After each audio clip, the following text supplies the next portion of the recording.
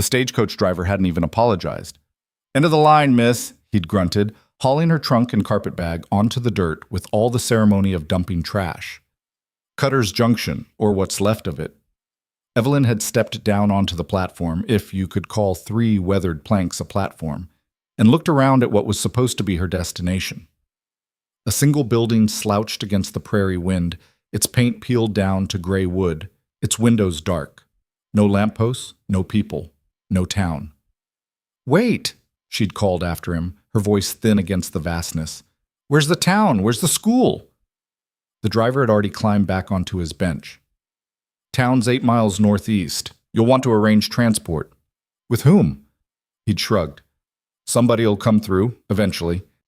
Then he'd snapped the reins, and the stagecoach had lurched away, wheels grinding over the hard-packed earth, leaving her in a cloud of dust that settled slowly, like the final punctuation on her mistake.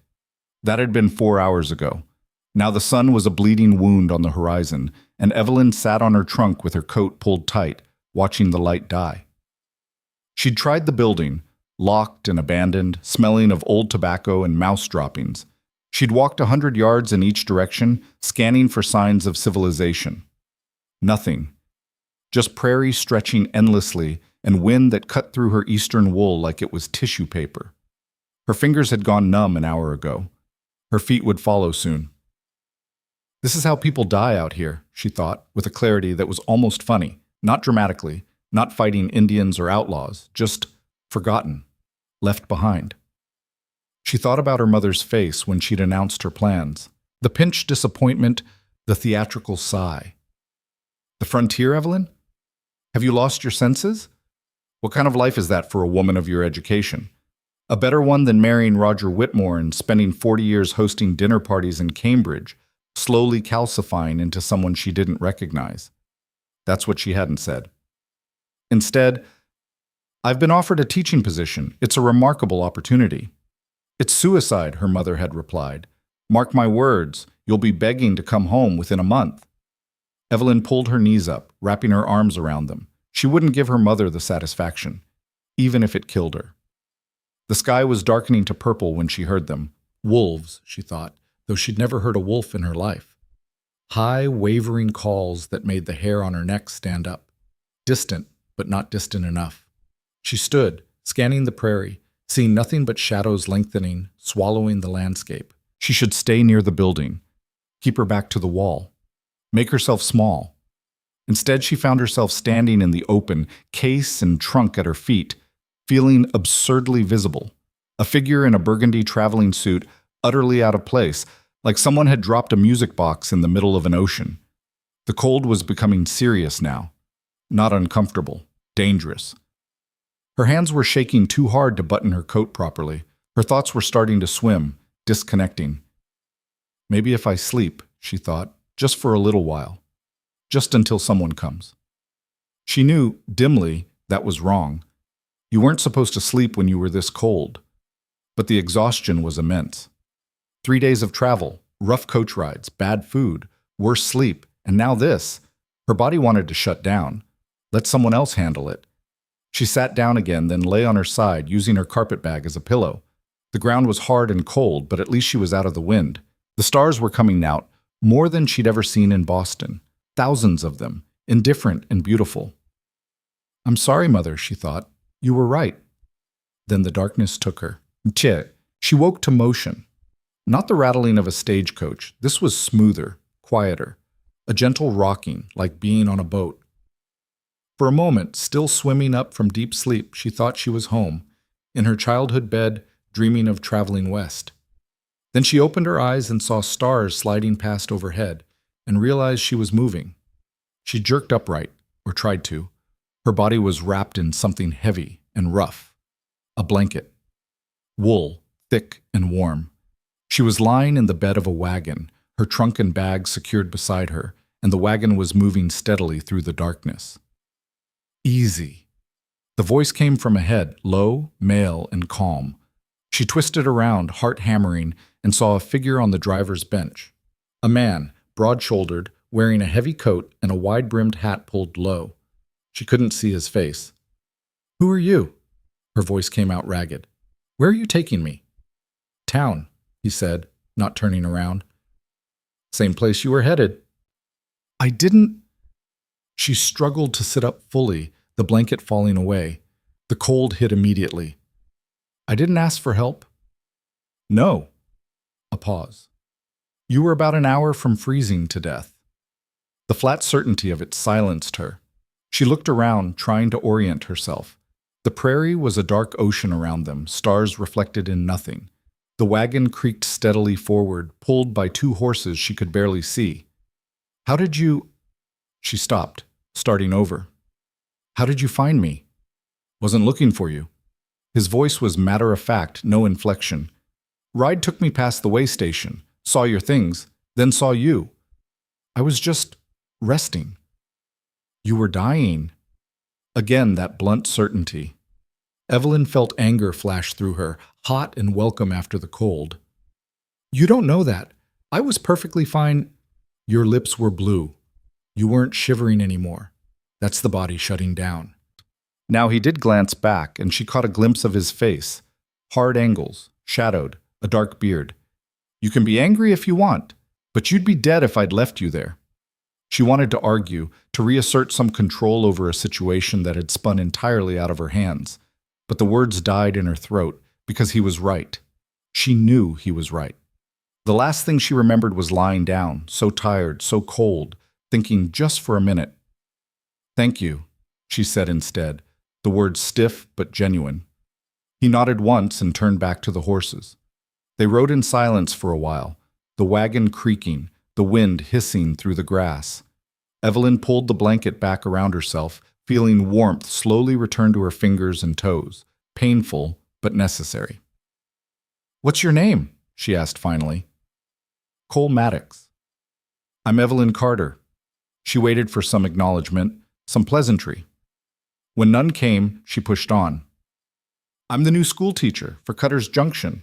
"I know." "You know? Town's been expecting you for 2 weeks." He shifted the reins slightly, guiding the horses around some obstacle she couldn't see. "Stage must have left you at the old station by mistake. Nobody uses that anymore." The driver said— She stopped, furious again. He said someone would come through eventually. Someone did. There was no judgment in his voice, no emotion at all, which somehow made it worse. Evelyn wrapped the blanket tighter, feeling small and stupid, and desperately out of her depth. "How far to town?" she asked. 2 hours? Maybe 3? He glanced at the sky. "We'll get there before dawn." 3 more hours. Evelyn settled back against her trunk, watching the stars. She'd expected her arrival to be different, stepping off the coach in daylight, being met by the school board, perhaps, or the mayor. Somewhere with people and buildings and a sense of order. Not this. Not being rescued half-frozen by a stranger who spoke in sentences of 3 words or less and clearly regarded her as an inconvenience at best. "Do you live in town?" she asked, unable to bear the silence. "Nearby." "Are you a rancher?" "Yes." "How long have you been out here?" "Long enough." It was like trying to have a conversation with a stone. Evelyn bit back frustration, reminding herself that this man had saved her life, that she owed him courtesy if nothing else. But the silence stretched, and her Eastern instincts, the need to fill quiet spaces with words, to establish connection through conversation, pushed back. "I'm from Boston," she offered. "This is my first time west of the Mississippi." Figured. What gave it away? Everything. Despite herself, Evelyn almost smiled. There was no malice in it, just observation. She supposed she must look absurdly out of place. Her burgundy traveling suit, her carefully pinned hair, her leather gloves, now slightly worse for wear, her complete lack of preparation for what the frontier actually demanded. "I suppose I have a lot to learn," she said quietly. Cole didn't answer, but something in his posture shifted slightly. Not quite agreement, but acknowledgement. They rode on, but the town appeared gradually, not all at once. First a few scattered lights in the distance, then shapes resolving into buildings, then the sound of a dog barking somewhere, and finally the rattle of the wagon wheels changing from dirt to harder packed road. Cutter's Junction. Even in the darkness, Evelyn could see it was small. A main street perhaps 300 yards long, buildings on either side, most of them dark at this hour. A general store, a saloon with yellow light spilling from its windows, a church with a white steeple. A few other structures she couldn't identify. At the far end, a larger building that might be a hotel. Cole guided the wagon down the main street, moving slowly. A few faces appeared in windows, curious, then disappeared. The saloon doors swung open briefly, releasing a burst of piano music and voices, then closed again. He stopped in front of a small building near the center of town. Even in the dark, Evelyn could see the peeling paint, the crooked step, the window with a crack running diagonally across it. "Schoolhouse," Cole said, climbing down. "Living quarters in back." Evelyn stared at it. This was her school, her fresh start. It looked like it was one good wind away from collapse. Cole was already lifting her trunk from the wagon bed, carrying it toward the front door, with an ease that suggested it weighed nothing. Evelyn climbed down, legs stiff from the cold and the ride, and followed him with her carpet bag. The door was unlocked. Cole pushed it open, and they stepped into darkness. He struck a match, the small flame revealing a single room with rough wooden floors, a pot-bellied stove in the corner, a few battered desks scattered about, and a teacher's desk at the front that looked like it had survived a war. The walls were bare boards. The ceiling was low. There was a smell of dust and old wood and something else. Mice, probably. "Back here." Cole moved through a doorway at the rear, and Evelyn followed him into an even smaller room. A narrow bed, a washstand, a single chair, a tiny stove. This was where she would live. He set her trunk down and lit a lamp on the washstand, and the room sprang into fuller relief. It was clean, at least. Someone had swept. There were blankets folded on the bed, and a pitcher of water on the washstand. "Town committee set it up for you," Cole said. Best they could. Evelyn stood in the center of the room, looking around, and felt the full weight of her situation settle over her. This was it. This was her new life. Not the adventure she'd imagined, not the noble calling she'd described to her friends in Boston. Just a tiny room in a dying town at the edge of nowhere. "Thank you," she said, because she didn't know what else to say. "For everything, for bringing me here, for saving my life." Cole nodded, already moving toward the door. "Stove's got wood, pumps out back for water. General store opens at 7 if you need supplies." "Wait," she turned. "How much do I owe you? For the transport?" He paused in the doorway, and for the first time she saw something like surprise cross his face. "Nothing. But you don't owe me anything, Miss Carter." He settled his hat lower. "Welcome to Cutter's Junction." Then he was gone, his boots heavy on the wooden floor, the front door opening and closing. A moment later she heard the wagon pulling away. Evelyn stood alone in her new home, in a town she couldn't see, in a life she didn't recognize, and felt tears threaten for the first time since leaving Boston. Not tears of sadness, exactly, just overwhelm. The immensity of what she'd done, the distance she'd traveled, the comfort she'd left behind. But she didn't cry. Instead, she unpacked her nightgown, changed quickly in the cold, and climbed into the narrow bed. The blankets were rough but warm. The mattress was thin, but better than the ground at the way station. As she lay there, exhausted beyond measure, listening to the wind test the windows and the unfamiliar sounds of a frontier town settling into night, she thought about Cole Maddox, the stranger who'd pulled her back from the edge without asking for anything in return.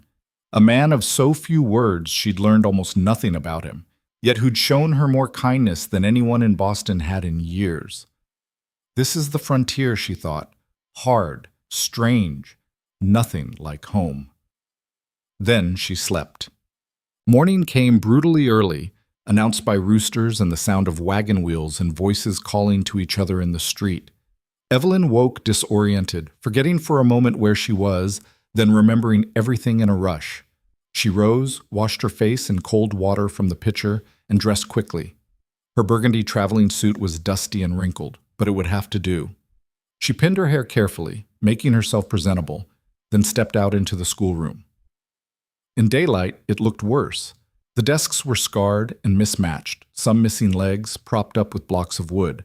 The floor had gaps between the boards wide enough to see the ground beneath. The stove looked functional, but ancient, its pipe disappearing through the ceiling at an angle that seemed structurally questionable. And the books, she'd been told there would be books, were a sad collection of water-damaged primers and outdated texts stacked haphazardly on a shelf that sagged under their weight. Evelyn stood in the center of the room, hands on hips, and made a decision. She wouldn't complain. She wouldn't write home begging for rescue. She would make this work. She spent the morning cleaning, sweeping the floors, wiping down the desks, organizing the books, testing the stove.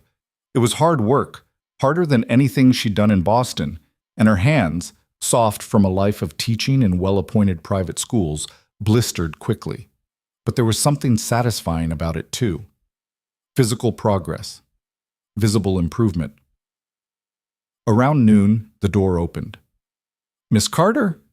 A woman stood in the doorway, perhaps 40, wearing a practical calico dress and an appraising expression.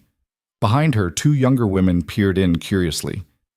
"Yes," Evelyn said, setting down her broom. "I'm Evelyn Carter." "Martha Webb, I'm on the school committee." The woman stepped inside, looking around with the air of someone conducting an inspection. "We weren't sure when you'd arrive. Heard Cole Maddox brought you in last night." "He found me at the old way station," Evelyn said carefully. "The stage driver left me there by mistake." Martha's expression didn't change. "Lucky Cole rides that way. Not many do anymore." She gestured to the two younger women. "This is Sarah and Elizabeth. Sarah's husband runs the general store. Elizabeth teaches Sunday school." The two women nodded, friendly but reserved. Evelyn sensed she was being evaluated, her worth as a teacher and as a person, not yet established. "The schoolhouse needs work," Martha said, stating the obvious. "We've had trouble keeping teachers. Last one left after 3 months. One before that made it 6 weeks." "Why?" Evelyn asked. Martha's smile was thin. "Frontier life isn't for everyone, Miss Carter. It's hard, lonely. The children are—" She paused, choosing her word. "Challenging. Farm kids mostly when they can be spared from work. They don't take well to Eastern refinement." There was a challenge in her voice, a skepticism barely concealed. Evelyn felt her spine straighten. "I didn't come here for refinement," she said quietly. "I came here to teach." "We'll see." Martha moved toward the door, the other women following. "School starts Monday, 8 o'clock. Don't expect more than 10 students, and don't expect them to sit still for poetry readings. These children need practical education, reading, writing, arithmetic, things they can use." "I understand." "Do you?" Martha paused in the doorway, looking back. "Because understanding something in theory and living it are very different things. You look like a woman who's had a comfortable life, Miss Carter. Out here, comfort is a luxury most of us can't afford." Then she was gone, leaving Evelyn alone again with her broom in her blistered hands and a growing sense that proving herself here would be harder than any exam she'd ever taken. She spent the afternoon exploring the town, or what there was of it. The general store, where a taciturn man sold her coffee, flour, and candles without much conversation. The post office, a cramped room in the back of a boarding house, run by an elderly woman who looked at Evelyn's Boston return address with undisguised curiosity. The saloon, which she walked past quickly, aware of eyes following her from the doorway. Cutter's Junction wasn't dying exactly, but it wasn't thriving either. The buildings had a worn, makeshift quality, like they'd been built quickly and maintained grudgingly. The people she passed offered nods, but not smiles, polite but distant. She was a stranger here, an outsider, and would remain so until she proved otherwise. By late afternoon, she found herself at the edge of town, looking out at the prairie stretching endlessly away. The landscape was beautiful in its harshness, golden grass moving in waves under the wind, the sky impossibly wide, the horizon a clean line separating earth from heaven. It felt both liberating and terrifying, so much space, so much emptiness. First time seeing it in daylight? She turned, startled. Cole Maddox stood a few yards away, leading his horse by the reins. In the full light of day, she could see him more clearly, tall, perhaps 35, with dark hair and darker eyes, his face weathered by sun and wind. He moved with the easy confidence of someone completely at home in this landscape. Yes, Evelyn said. It's different from Boston. I'd imagine. He studied her for a moment, and she had the uncomfortable feeling he could see right through her carefully maintained composure to the uncertainty beneath. You settling in? As much as I can. The schoolhouse needs work. Most things out here do. He gestured toward the prairie. You should stay in sight of town. Easy to get turned around out there. I wasn't planning to wander off. Good. He started to move past, then paused. Martha Webb talked to you? This morning, she seems... Evelyn searched for a diplomatic word. Skeptical. Cole's mouth twitched. Not quite a smile, but close. Martha's skeptical of everyone. Don't take it personal. She's had 3 teachers quit on her in 2 years. She's protecting herself.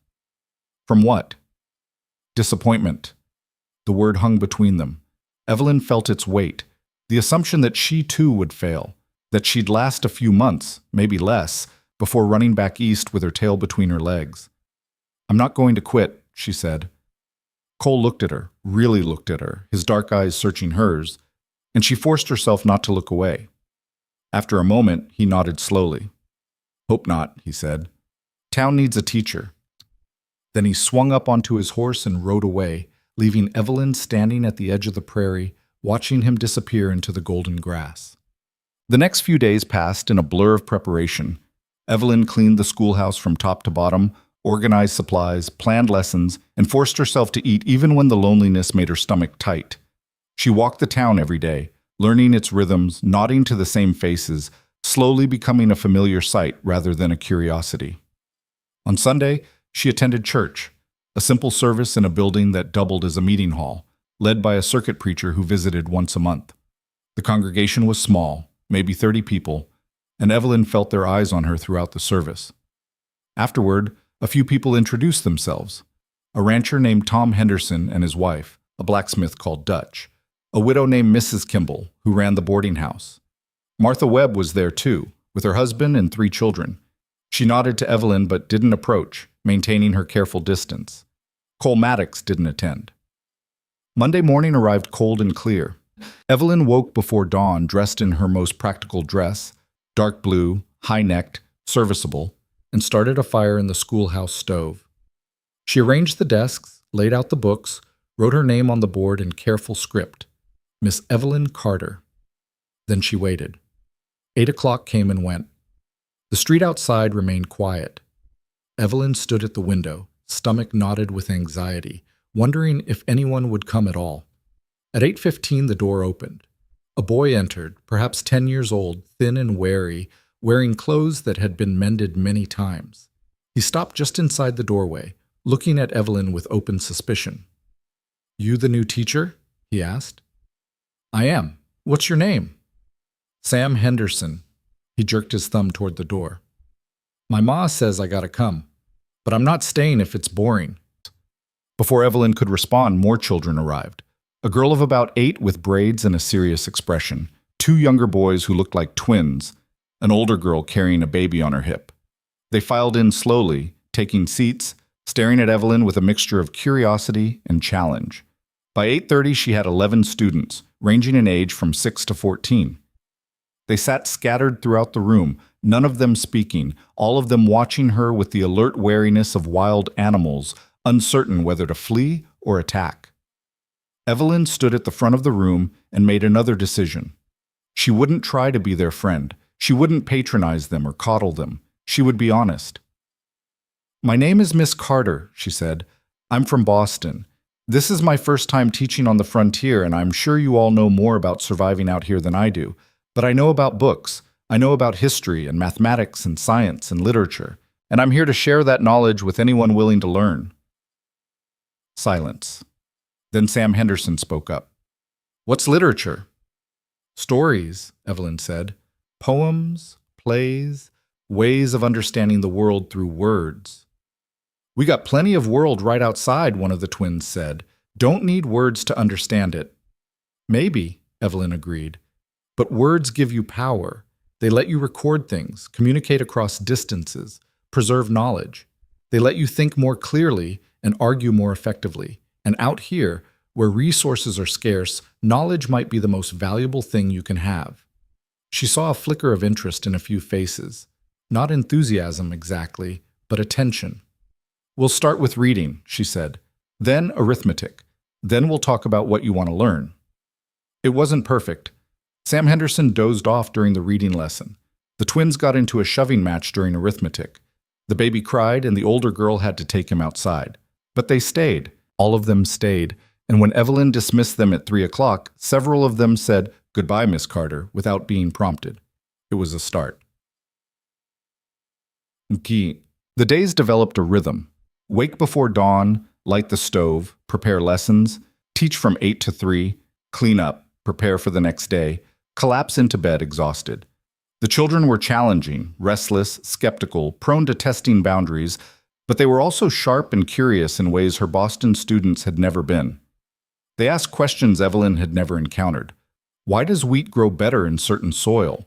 How do you calculate the angle for a roof that won't collapse under snow? What causes lightning? She didn't always know the answers, but she learned to say, "I don't know, let's find out," and to treat their practical concerns as seriously as any academic question. Slowly, grudgingly, they began to trust her. And slowly, grudgingly, the town began to accept her. Martha Webb stopped by one afternoon, ostensibly to check on supplies, but really to observe.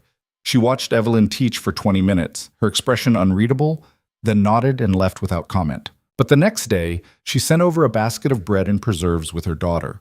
Tom Henderson, Sam's father, fixed the broken window one Saturday without being asked.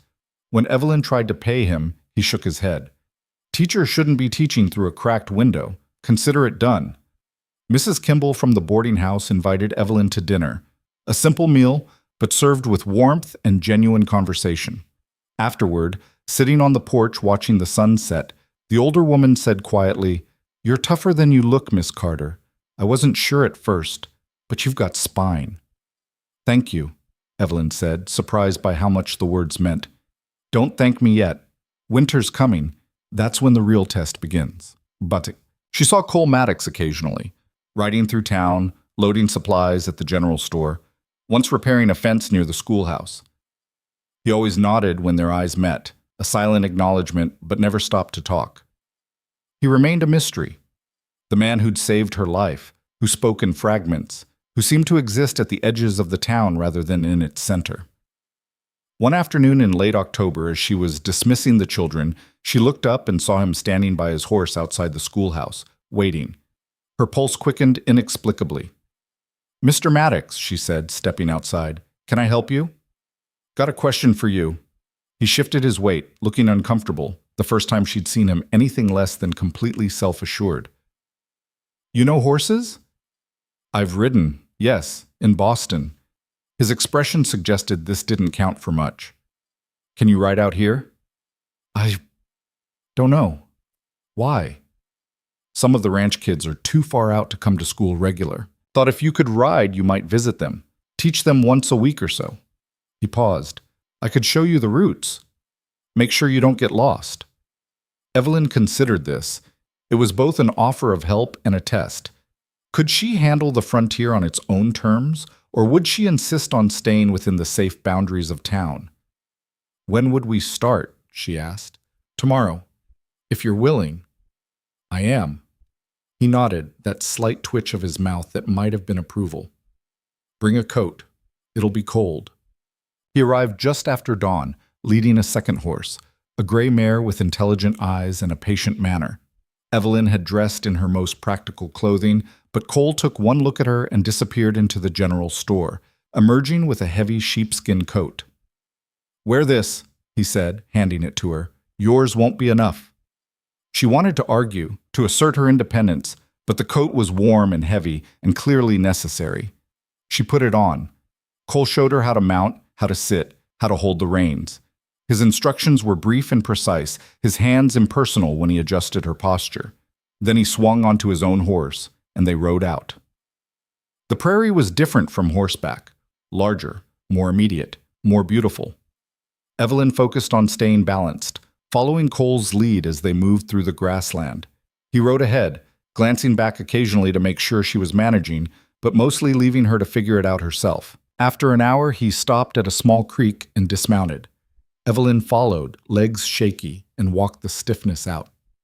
"You're doing fine," Cole said, which coming from him felt like high praise. "It's harder than I expected." "Most things are."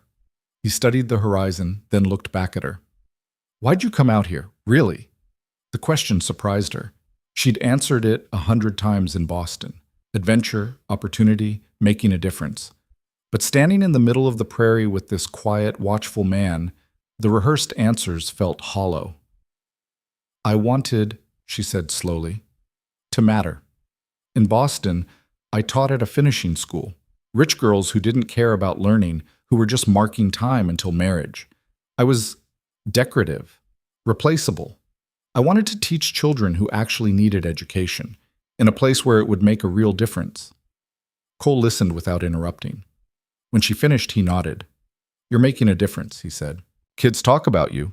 Sam Henderson actually reads now. His pa didn't think that would happen." Warmth spread through Evelyn's chest, unexpected and profound. "Thank you for telling me that." "Just the truth." He mounted his horse again. "Ready to keep going?" They rode for another 2 hours, Cole pointing out landmarks. A distinctive rock formation, a lone tree, a bend in a dry creek bed, teaching her to navigate this featureless-seeming landscape.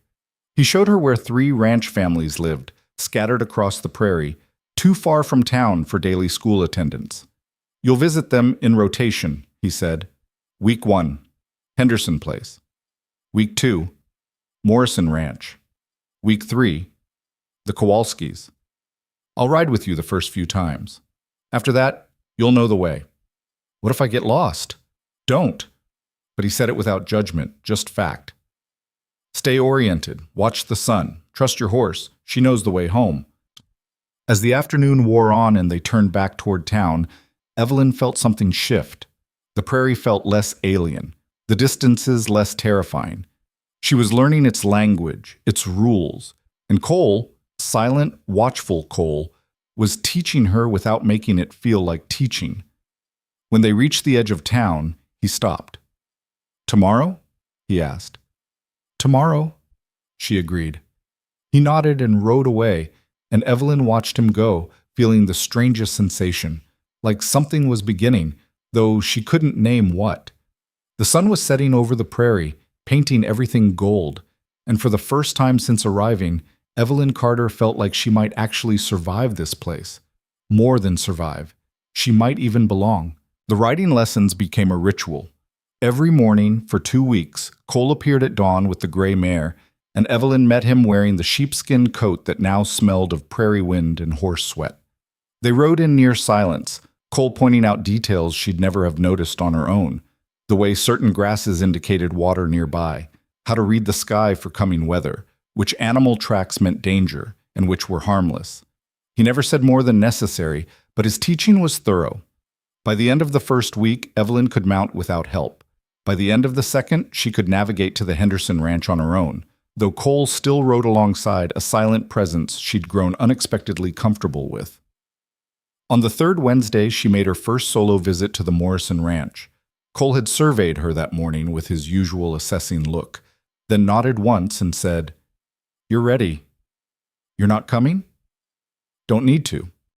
He adjusted his hat, preparing to ride in the opposite direction. "You know the way. Sarah Morrison's expecting you around 10.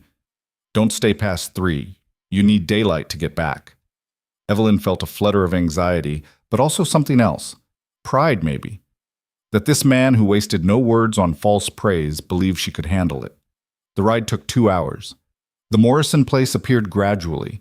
First a windmill turning slowly against the sky, then a barn, then a small house with smoke rising from the chimney. 3 children burst from the doorway as Evelyn approached, shouting with excitement at this break in their isolated routine. Sarah Morrison was younger than Evelyn expected, maybe 25, with tired eyes and capable hands. She welcomed Evelyn with fierce gratitude, setting up a space at the kitchen table for lessons while the youngest child napped and the older 2, a boy of 9 and a girl of 7, hung on Evelyn's every word. They were hungry for learning in a way that broke her heart. The boy could barely read, but he tried so hard his forehead creased with concentration. The girl knew her numbers but had never seen a proper mathematics problem written out.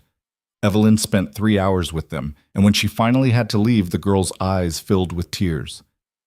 "You'll come back?" she asked, small hand gripping Evelyn's sleeve. "Every week," Evelyn promised. "I'll bring new books next time." The ride home felt different, longer, colder, but suffused with purpose. She'd done something today that mattered, reached children who had no other access to education. This was why she'd come west, not for adventure or escape, but for this exact moment. She arrived back in town just as the sun touched the horizon, her body aching from hours in the saddle, but her spirit lighter than it had been in months. As she dismounted at the stable, she saw Cole across the street, loading supplies into his wagon. He glanced over, caught her eye, and nodded. Just once, but with what might have been approval. That night her hands were too sore to hold a pen properly, and her legs trembled when she walked, but she fell asleep smiling. The next morning she found a jar of salve on the schoolhouse step, unlabeled but clearly meant for saddle sores and blistered hands. She didn't need to ask who'd left it. November arrived with biting winds and the first serious cold. The children showed up to school bundled in layers, their cheeks red, and Evelyn kept the stove burning hot enough that the room became stuffy by afternoon. She continued her weekly rides to the outlying ranches, and gradually the routine shaped her body into something stronger, harder, more resilient than it had ever been in Boston. The town's attitude toward her shifted in ways both subtle and obvious. Martha Webb invited her to a quilting circle, where the women gathered at Mrs. Buss Kimball's boarding house and worked while gossiping with the ruthless efficiency of those who had little entertainment and made the most of what they had. Evelyn expected to be the subject of their scrutiny, but instead found herself drawn into conversations about everything from preserving vegetables to the territorial governor's latest pronouncements. "You're doing well with the children," Martha said one evening, threading her needle with practiced precision. "Better than I expected, to be honest." "You didn't think I'd last," Evelyn said, not quite a question. "I didn't think you'd adapt." Martha looked at her directly. "Most people from back east, they come out here with fixed ideas about how things should be. When reality doesn't match, they break. You bent instead." It was the closest thing to a compliment Martha had given, and Evelyn felt absurdly pleased. "The frontier demands it," she said. "The frontier demands a lot of things. Not everyone's willing to pay the price." Later, walking back to the schoolhouse through the cold dark, Evelyn thought about that. What price had she paid? Her comfort, certainly, her soft hands and sheltered life, the expectations of her family, the approval of Boston society. But what had she gained? Purpose, respect earned rather than given, the satisfaction of exhaustion that came from meaningful work. And something else, something she was only beginning to acknowledge, a sense of home in the last place she'd expected to find it. The schoolhouse was dark when she arrived, and she fumbled for matches to light the lamp. As the flame caught and spread, illuminating her small living quarters, she saw them, a stack of firewood beside the stove, neatly split and arranged. More than she'd had that morning. Far more. She knew without asking. Cole. He did things like that. Small acts of practical kindness, never mentioned, never acknowledged. Firewood when hers ran low. A broken latch on the door repaired. Fresh water in the barrel when she forgot to fetch it herself. He moved through her life like a ghost, helping without asking for recognition, and she was starting to understand that this was his language. Not words. Actions. She wanted to thank him, but something told her that would embarrass them both. So instead, she used the firewood, kept herself warm, and resolved to find her own way to reciprocate. The opportunity came 2 weeks later. She was teaching arithmetic when Sam Henderson burst through the door, breathless and wild-eyed. "Miss Carter, Cole Maddox has been hurt. They need help at the Hendersons' place." Evelyn's heart stopped. "How badly?" "Don't know. Pa sent me to fetch anyone who can help." Sam was already turning to leave. "They got him to our place 'cause it's closer than town." Evelyn dismissed the other children and grabbed her coat. She knew basic first aid, what educated woman didn't, but frontier injuries were different from treating a child's scraped knee. Still, she had to try. The Henderson Ranch was a hard 45-minute ride. She pushed the mare faster than she should have, arriving with her heart pounding and her hands shaking from more than cold. Tom Henderson met her outside the barn, his face grim. "How bad?" she asked, sliding from the saddle. "Bad enough." Horse threw him, caught his leg in the stirrup, dragged him a ways before he got loose. Tom led her inside. "He's conscious, but he won't let us fetch the doctor from Millerville." "Why not?" "Because he's a stubborn fool." This from Sarah Morrison, who was kneeling beside a makeshift pallet in the barn. She looked up at Evelyn with relief. "Thank heaven you're here. Maybe he'll listen to someone with sense." Cole lay on the pallet, covered with a blanket, his face pale beneath the dirt and a nasty cut across his forehead. His eyes were open, though, tracking Evelyn as she approached, and despite everything, she felt a wash of relief. Conscious meant not dying. Probably. "Mr. Maddox," she said, kneeling beside him, "I hear you're being difficult." "I'm fine." His voice was strained, tight with pain he was clearly trying to hide. "You don't look fine. Let me see." He started to protest, but Sarah had already pulled back the blanket, revealing his left leg. Evelyn's stomach turned. His pants were torn and bloody, the leg bent at an angle that couldn't be natural. Not broken, she thought. She'd seen breaks before, and this was different. Dislocated, maybe, or badly wrenched.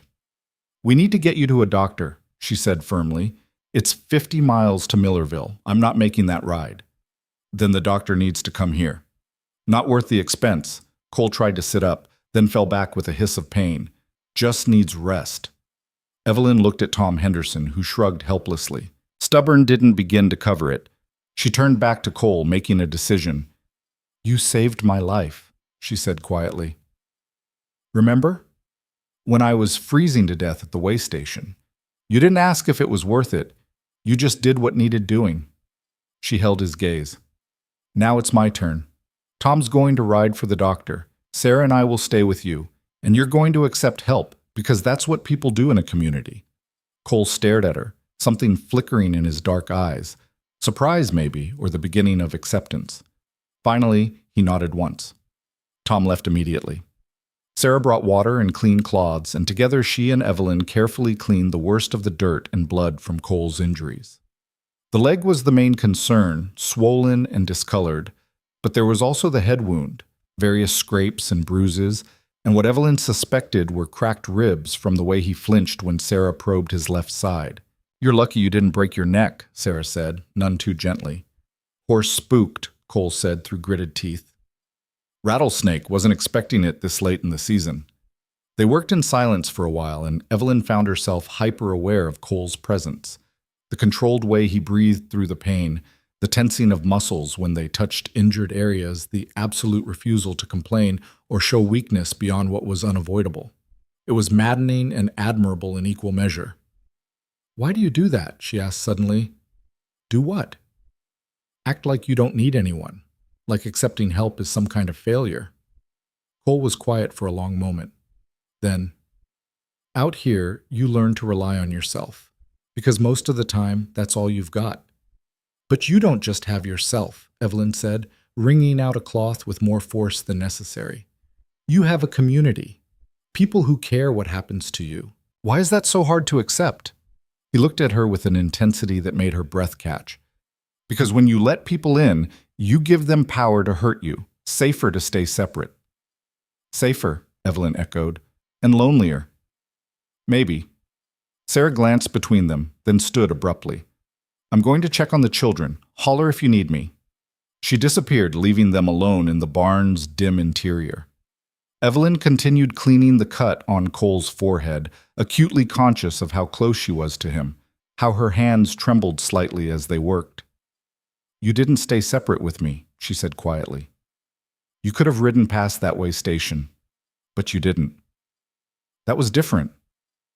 "How?" "You were dying. And if I hadn't been? If I'd just been stranded, cold and scared, but not yet in danger, would you still have stopped?" Cole held her gaze, and she saw the answer there before he spoke it. "Yes." The word hung between them, heavy with implication. Evelyn's hand stilled on his forehead, the cloth forgotten. Something was shifting, had been shifting for weeks now, and she was only just allowing herself to name it. "Why?" she whispered. "Because—" He stopped, seeming to struggle with words in a way she'd never seen from him. "Because you looked lost, and I know what that feels like." The vulnerability in his voice undid something in her chest. This man who said so little, who kept everyone at arm's length, was letting her see beneath the armor. She wanted to say something profound, something that would match the weight of the moment, but before she could find the words, hoofbeats sounded outside. The doctor had arrived, impossibly fast. Tom must have met him on the road. The moment fractured as Sarah returned and the barn filled with professional efficiency. The doctor, a gruff man named Patterson, examined Cole with impersonal thoroughness, prodding and questioning and finally declaring the leg severely sprained but not broken, the ribs bruised but intact, the head wound superficial. "You'll live," he said, "but you'll be off that leg for at least 2 weeks, longer if you want it to heal properly." "I've got a ranch to run," Cole protested, "and you'll run it into the ground if you don't let yourself heal. Get someone to help with the heavy work. And for heaven's sake, man, stop acting like asking for help is a mortal sin." The doctor left instructions in laudanum for the pain, collected his fee from Tom Henderson, who refused Cole's attempt to pay, and departed. Sarah made up a bed in the house, but Cole insisted on staying in the barn. "I'll keep watch on him tonight," Evelyn heard herself say. "Make sure the fever doesn't spike." Tom and Sarah exchanged a look, but didn't argue. Sarah brought blankets and coffee, set up a chair beside the pallet, and left them alone. The night deepened around them. Cole drifted in and out of sleep, restless with pain despite the laudanum. Evelyn sat watch, adding wood to the small stove in the corner, listening to the wind test the barn walls and thinking about what he'd said.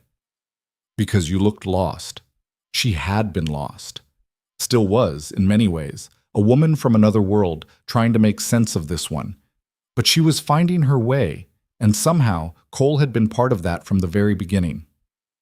Around midnight, he woke fully, his eyes finding her in the lamplight. "You should go home," he said, his voice rough. "It's not proper, you being here. Propriety is a luxury we can't afford, remember?" She smiled slightly. "Besides, I'm a frontier schoolteacher now. The rules are different out here." "Still." "Cole." She leaned forward, her voice gentle but firm. "I'm staying. Accept it." He studied her for a long moment, then nodded. Stubborn woman. "I learned from the best." The corner of his mouth lifted, an actual smile, small but real. It transformed his face, softening the hard lines, and Evelyn felt warmth bloom in her chest. They talked through the night in fragments, about his ranch, about her teaching, about the difference between winter in Boston and winter on the prairie. He told her about coming west 10 years ago, running from a life that didn't fit, building something with his own hands. She told him about the pressure to marry well, to become someone's decorative wife, to shrink herself into acceptability. "You're not the shrinking type," Cole observed. "No," Evelyn agreed. "I tried. It nearly killed me." "The frontier suits you better." "I think it does." She paused. "Though I never expected that. Life's full of unexpected things." He shifted, wincing. "Some good, some bad, mostly just different than you planned." Is that philosophy or experience talking? Both. As dawn approached, painting the barn walls with pale light, Evelyn realized she'd never felt more awake, more present, more alive than in this moment, sitting in a drafty barn, watching over an injured man, talking about nothing and everything. This wasn't the life she'd imagined for herself, but it was becoming the life she wanted.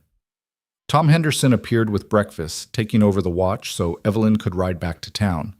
She was teaching today, and she'd already missed the first hour. But before she left, she leaned down and said quietly, "I'll come back this afternoon. Check on you." "You don't need to." "I know." She met his eyes. "I'm coming anyway." She rode back through the cold morning, exhausted but strangely energized, and arrived at the schoolhouse to find the children waiting patiently on the steps. They'd let themselves in, started the stove, and even organized the day's lessons based on what they'd seen her prepare yesterday. "We figured you'd be late," Sam Henderson said almost shyly.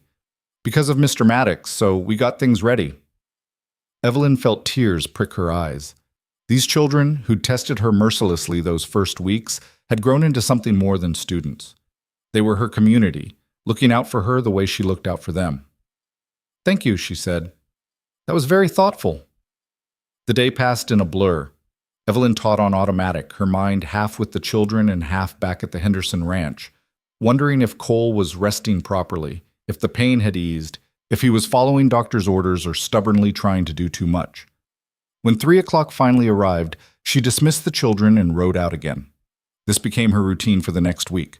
Teach during the day, ride to the Hendersons in the evening, sit with Cole while he healed. They talked more in those evenings than they had in all their previous conversations combined. She learned about his childhood in Pennsylvania, his brief failed attempt at city life, the way the open prairie had saved him when he'd been drowning in expectations and obligations.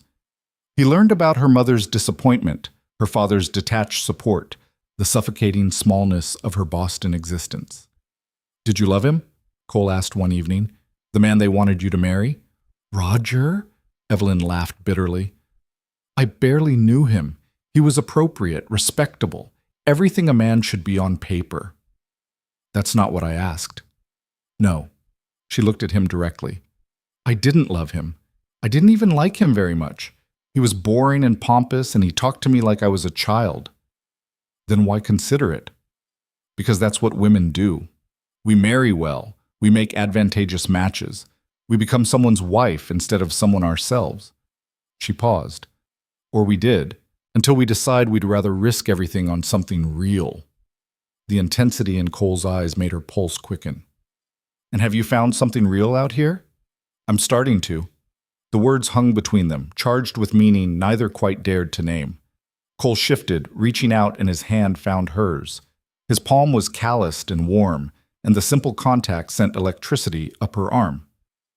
"Evelyn," he said, and the sound of her name in his rough voice did something to her insides.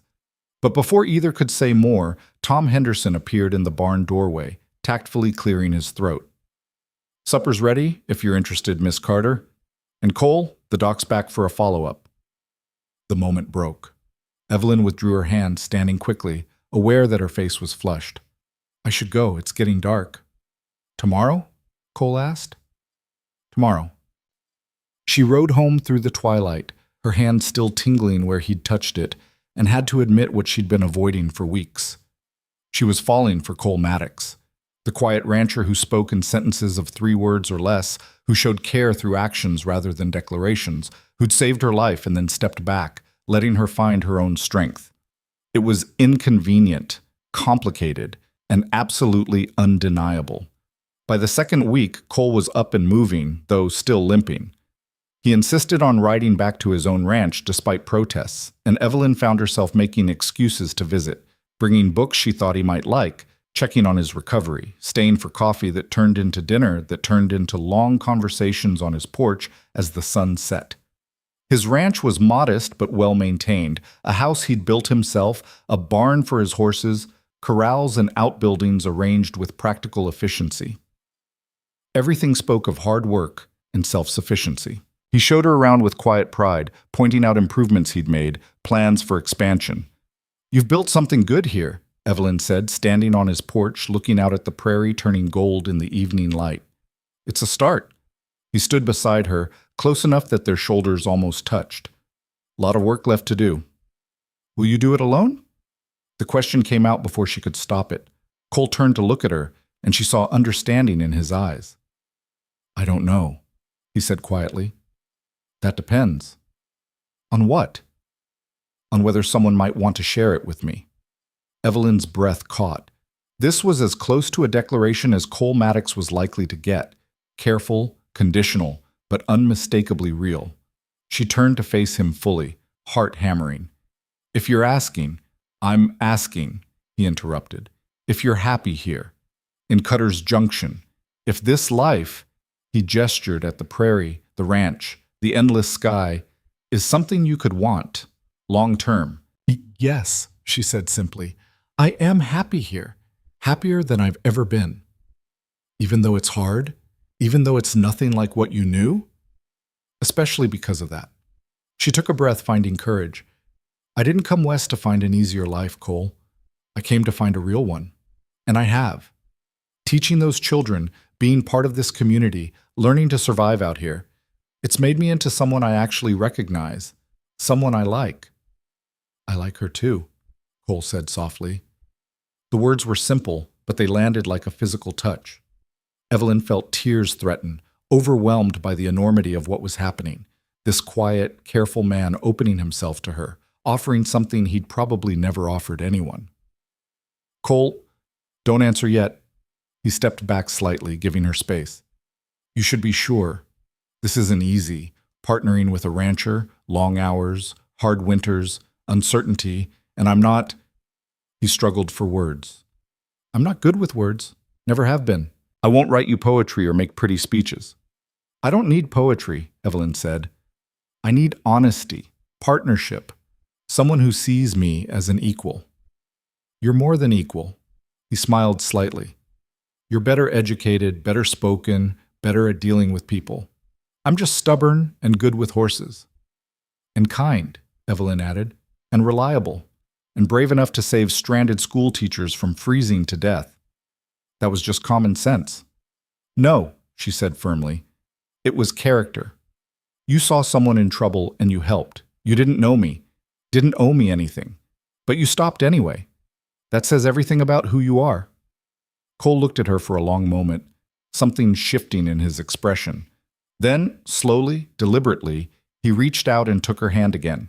This time, he didn't let go. Stay for supper, he said, and we can talk about what comes next. Evelyn nodded, unable to speak around the lump in her throat.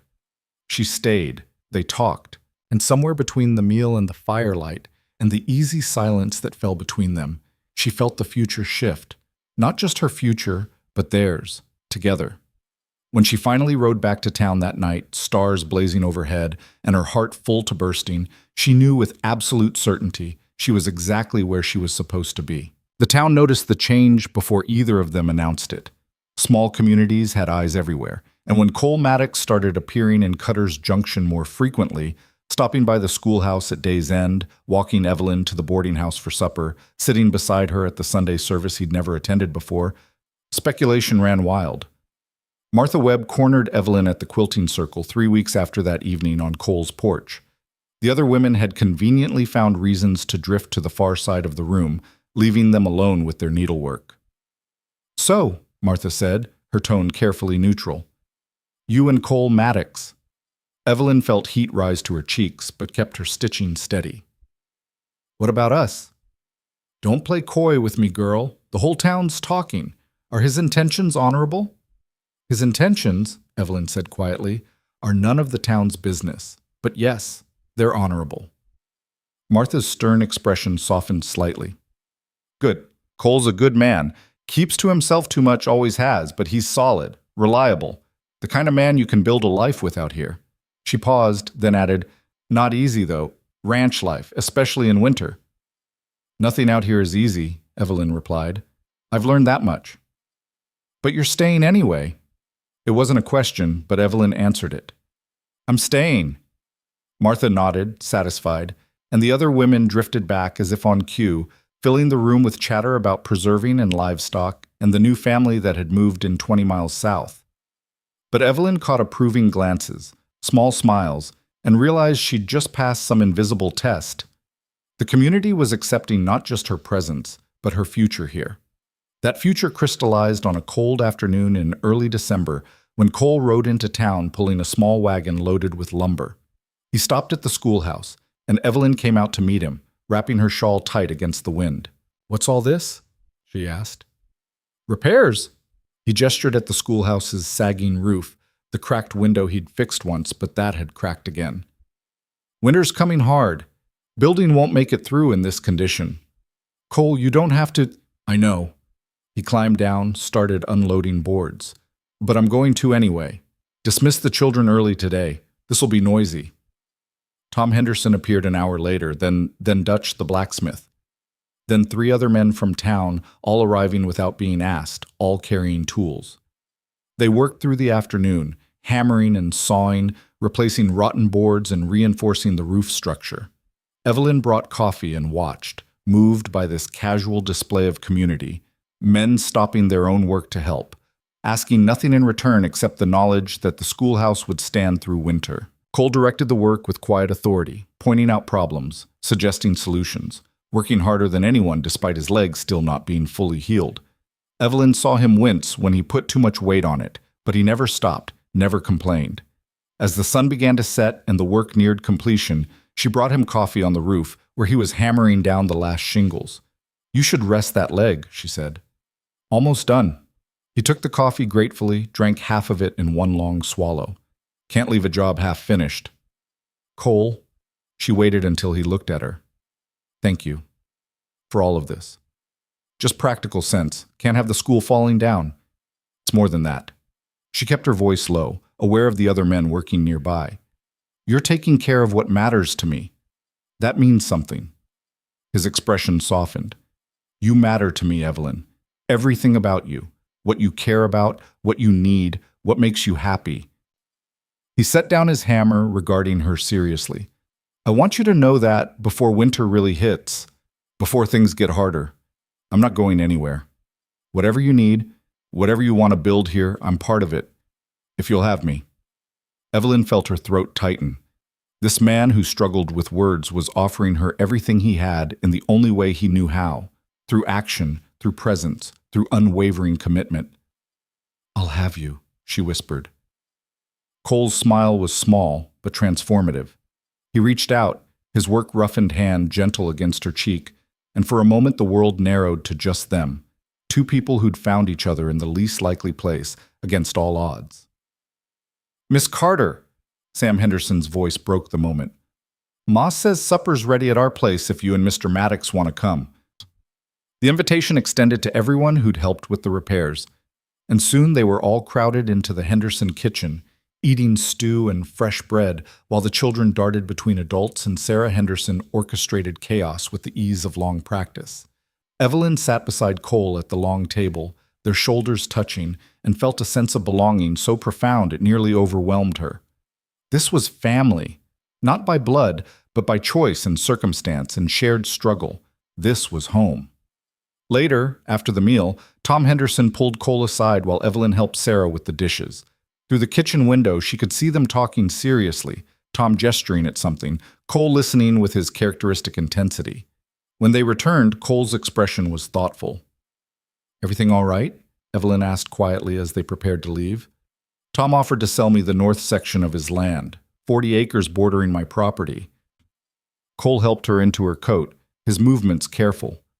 "Says his boys aren't interested in ranching, and he'd rather see it go to someone who'll use it properly." "That's wonderful, isn't it?" "It's expensive. Would take everything I've saved plus a loan from the bank." He paused. "But it would nearly double my grazing land, make the ranch viable long term. Then you should do it. That's a big decision to make alone." The implication hung between them. Evelyn's pulse quickened. "Are you saying you don't want to make it alone?" Cole met her eyes. "I'm saying that if we're building something together, you should have a say in the big decisions. This affects both of us. Both of us." The words settled over Evelyn like a warm cloak. He was already thinking of them as a unit, a partnership, not asking her to be some decorative addition to his life, but an equal voice in shaping their future. "Buy the land," she said firmly. "It's a good investment, and we'll figure out the rest together." "We," Cole repeated, as if testing the word. Then he smiled. "All right then. Together." They rode back to town through the darkness, the cold biting but the stars brilliant overhead. Cole saw her to the schoolhouse door, lingering for a moment that stretched into comfortable silence. "Evelyn," he said finally, "I want to do this properly, court you the right way. I know I'm not much for romance or fancy gestures, but stop." She placed her hand over his. "You've been courting me since the day you saved my life. Every ride you took me on, every skill you taught me, every small kindness you showed, that was courting. You just did it in your own language. Actions instead of words." "Exactly." And I understood every word. Cole pulled her closer, slowly enough that she could pull away if she wanted. She didn't. When his lips met hers, it was gentle and careful and entirely right. A promise made without speaking, a future claimed in the simple press of warmth against the cold. When they finally parted, both breathless, Evelyn felt like something fundamental had shifted, not just between them, but in her entire understanding of what love could be. This wasn't the passionate declarations of novels or the performative romance of Boston courtship. This was deeper, quieter, built on trust and respect, and the slow, steady accumulation of shared experiences. "Good night, Cole," she whispered. "Good night, Evelyn." He touched her face once more, then mounted his horse and rode into the darkness, leaving her standing in the doorway with her heart racing and her future suddenly, brilliantly clear. The next weeks passed in a blur of preparation. Winter was coming in earnest, and everyone in Cutter's Junction could feel it, the quality of the cold changing, becoming sharper, more insistent. Evelyn continued teaching, but the children's attendance grew sporadic as families prepared for the hard months ahead. She used the time to deepen lessons with those who could come, working one-on-one, discovering each child's strengths and gaps. Cole finalized the land purchase and began working longer hours, preparing for winter while making the most of decent weather. Evelyn saw him less during the day, but more in the evenings, when he'd appear at the schoolhouse door with wood for her stove or fresh meat from hunting, staying for coffee that turned into supper that turned into long conversations by lamplight. They talked about everything and nothing. His plans for the expanded ranch, her ideas for improving the school. Their childhood so different yet marked by similar feelings of not quite fitting. Dreams they'd abandoned and dreams they were building new. "Did you always want to ranch?" Evelyn asked one evening as they sat by her small stove, the wind howling outside.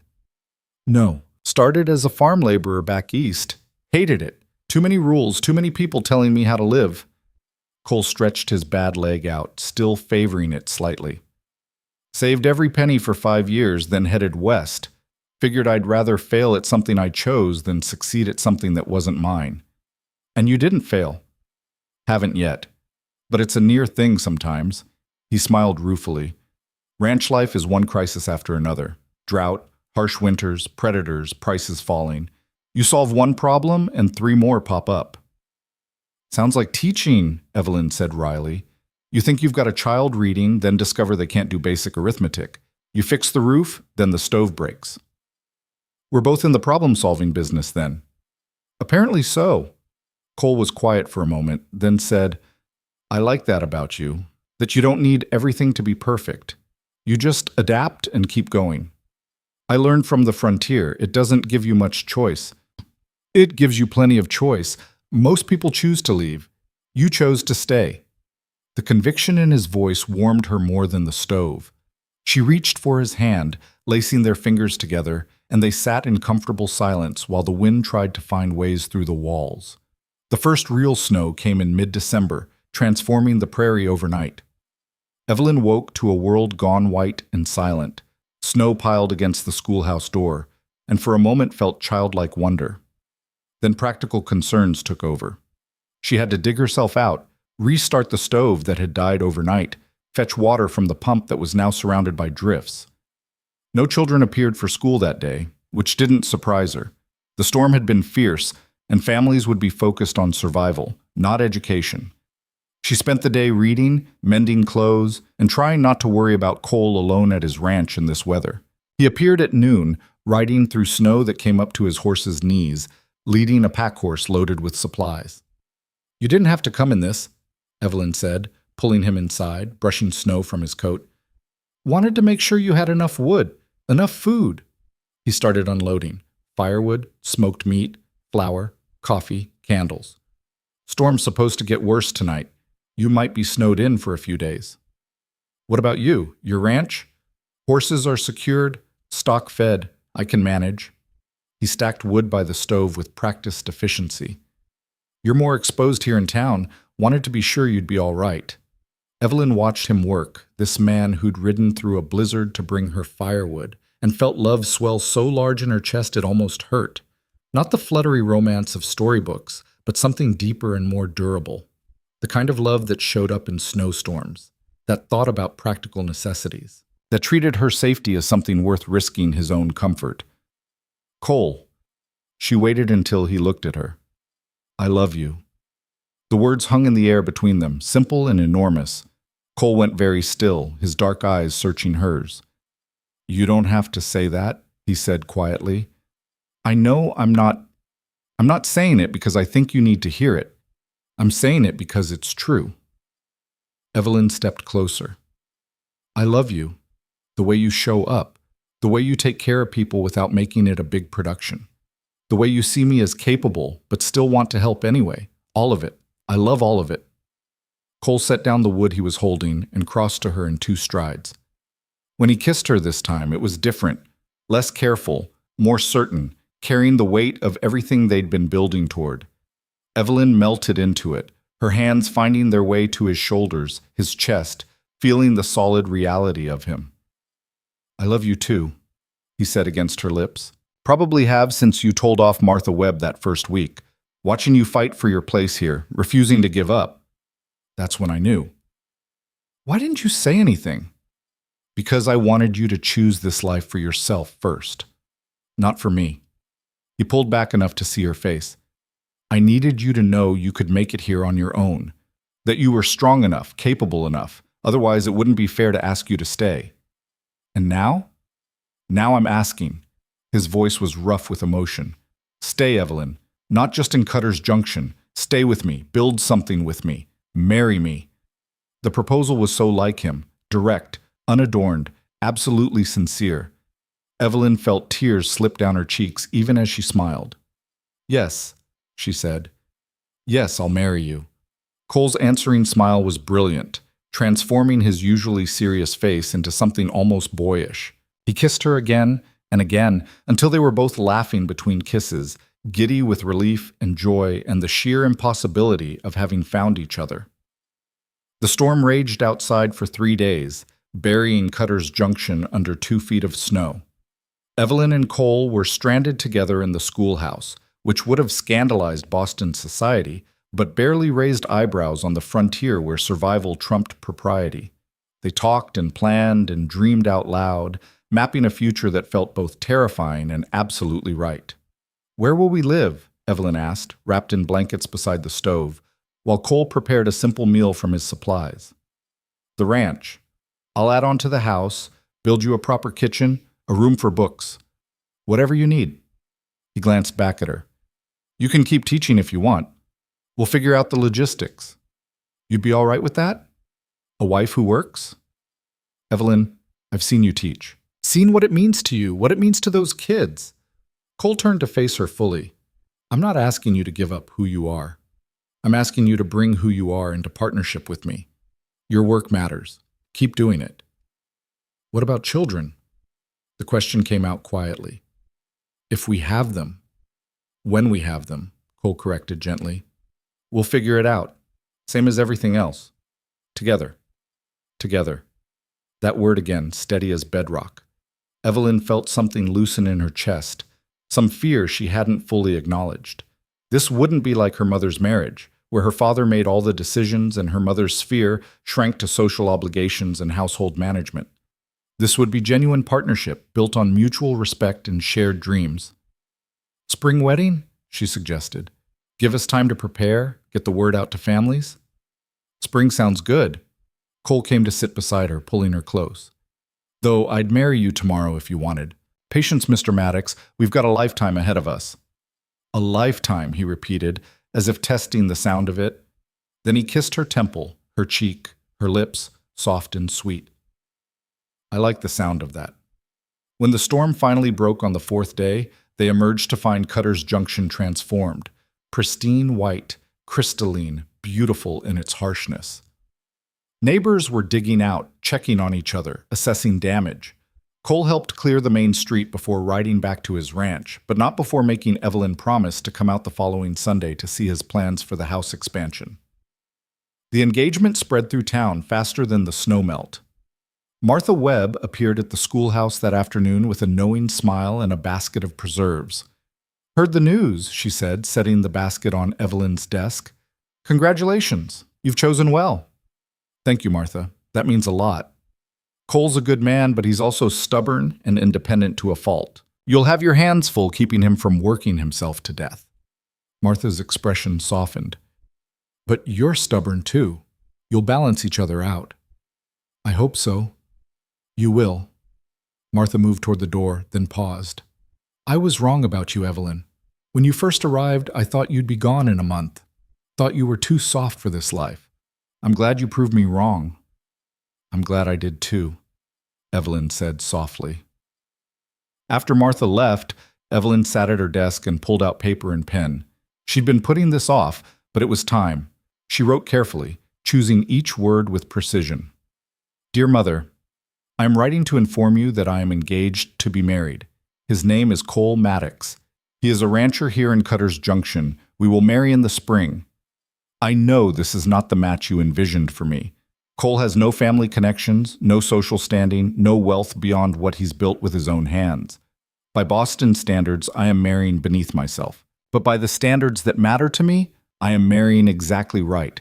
Cole is honest, hardworking, and kind. He sees me as an equal partner, not an ornament. He supports my teaching and my independence. He has taught me to ride, to navigate the prairie, to survive in a landscape that would have killed me without his help. More than that, I love him. And he loves me. Not for what I could bring to a marriage in terms of connections or dowry, but for who I am as a person. That is worth more than all the appropriate matches in Boston. I am happy here, Mother. Truly happy in a way I never was back east. I have meaningful work. I have a community that values me. And I have found love with a man who makes me better than I was. I hope in time you can accept this, though I understand if you cannot. Either way, I am building a life here that is mine, and I have never been more certain of anything. Your daughter, Evelyn. She sealed the letter before she could second-guess herself and posted it the next morning. Whatever her mother's response, or lack thereof, Evelyn's course was set. She was marrying Cole Maddox, and she was staying on the frontier, and nothing from her old life could change that. The weeks before Christmas were marked by quiet joy and constant work. Evelyn taught when weather permitted, visited the outlying ranches, and spent every spare moment with Cole, planning the wedding, discussing ranch improvements, learning the 1,000 small details of his operation. He taught her about horses, about reading animal behavior, about the economics of ranching. She shared her thoughts on education, community building, the importance of preserving culture even on the frontier. They complemented each other in unexpected ways. Where Cole was taciturn, Evelyn was articulate. Where she was theoretical, he was practical. Together, they formed something stronger than either could be alone. Christmas came simple but sweet. A gathering at the church, modest gifts exchanged, hymns sung by voices roughened by wind and work. Cole gave Evelyn a set of leather-bound journals, beautiful and practical, perfect for recording lessons and thoughts. She gave him a new hat to replace the battered one he'd worn for years, and books on modern ranching techniques she'd ordered from a catalog. Standing together in the cold December night, watching families head home through the snow, Evelyn felt profound gratitude. A year ago, she'd been in Boston, suffocating under expectations, dreading her future. Now she stood on the edge of the prairie with a man she loved and a life she'd chosen, and the contrast was almost overwhelming. What are you thinking? Cole asked, his arm warm around her waist. That I'm glad the stage driver left me at the wrong station, Evelyn said. That I'm glad I nearly froze to death, because it brought me here. To this. To you. Cole pulled her closer. Wouldn't have had it any other way. They stood together as snow began to fall again, soft and steady, covering everything in quiet white. The frontier winter was just beginning, with all its hardships and dangers ahead. But Evelyn wasn't afraid. Whatever came, they would face it together. And that made all the difference. January arrived with a cold so severe it felt personal, like the frontier itself was testing their resolve. The temperature dropped until water froze solid in minutes, until breath crystallized in the air, until even the hardiest ranchers spoke of the cold with cautious respect. School attendance dropped to almost nothing, families keeping children close, unwilling to risk the journey in such brutal conditions. Evelyn used the quiet days to prepare for spring, organizing lessons and supplies, but mostly she worried about Cole. The ranch demanded constant attention in weather like this, checking on livestock, breaking ice so animals could drink, ensuring nothing froze or failed catastrophically. He came to town less often, and when he did, he looked exhausted, his face raw from wind, his hands cracked despite the salve she'd given him. "You're working too hard," she told him one evening when he'd ridden in to bring her more wood. "You'll run yourself into the ground." "Can't be helped. Animals don't stop needing care because it's cold." He warmed his hands by her stove, wincing as feeling returned to his fingers. "Another month, and the worst should be past." "Let me help. I could ride out on weekends, take some of the burden." "No." His voice was sharp, then softened when he saw her expression. "It's too dangerous, Evelyn. The cold, the distance.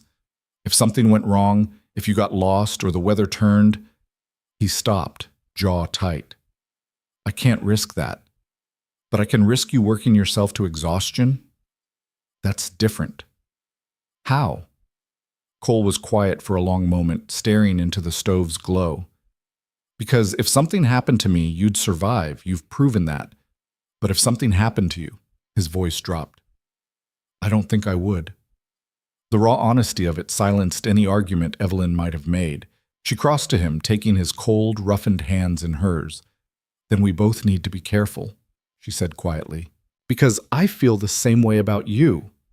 He pulled her close, resting his chin on top of her head, and they stood that way for a long time, drawing warmth and comfort from each other while the wind howled its fury outside. The next morning dawned clear but brutally cold, the kind of cold that made the inside of your nose freeze when you breathed. Evelyn woke to silence. No wind, which somehow felt more ominous than the constant howling. She dressed in layers, started the fire, and was preparing coffee when she heard horses outside. It was Tom Henderson, his face grave.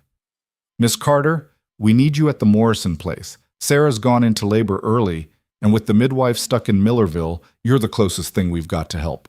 Evelyn's stomach dropped. She knew basic first aid, had read about childbirth in medical texts, but actual experience? None. "Tom, I don't know if I'm qualified." "You're educated. You're calm in a crisis. That's more than anyone else has right now." His voice was urgent. "Please, Sarah's asking for you."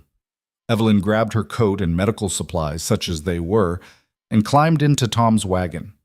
The ride to the Morrison Ranch was brutal. 2 hours of bone-shaking cold, her face going numb despite the scarf wrapped around it. Tom drove as fast as he dared, but the frozen ground made the going treacherous. When they arrived, Sarah Morrison was in the bedroom, her face pale and slick with sweat despite the cold, her breathing labored. Her husband John stood helplessly nearby, looking terrified. The 2 older children had been sent to a neighbor's. "Evelyn," Sarah gasped, reaching for her hand. "Thank heaven. I'm so scared." "I know." Evelyn squeezed her hand, projecting a confidence she didn't feel. "But we're going to get through this together. Tell me what's happening." Sarah explained between contractions. The pains had started early that morning, coming stronger and closer together than they should for a first birth. Something felt wrong, though she couldn't articulate what.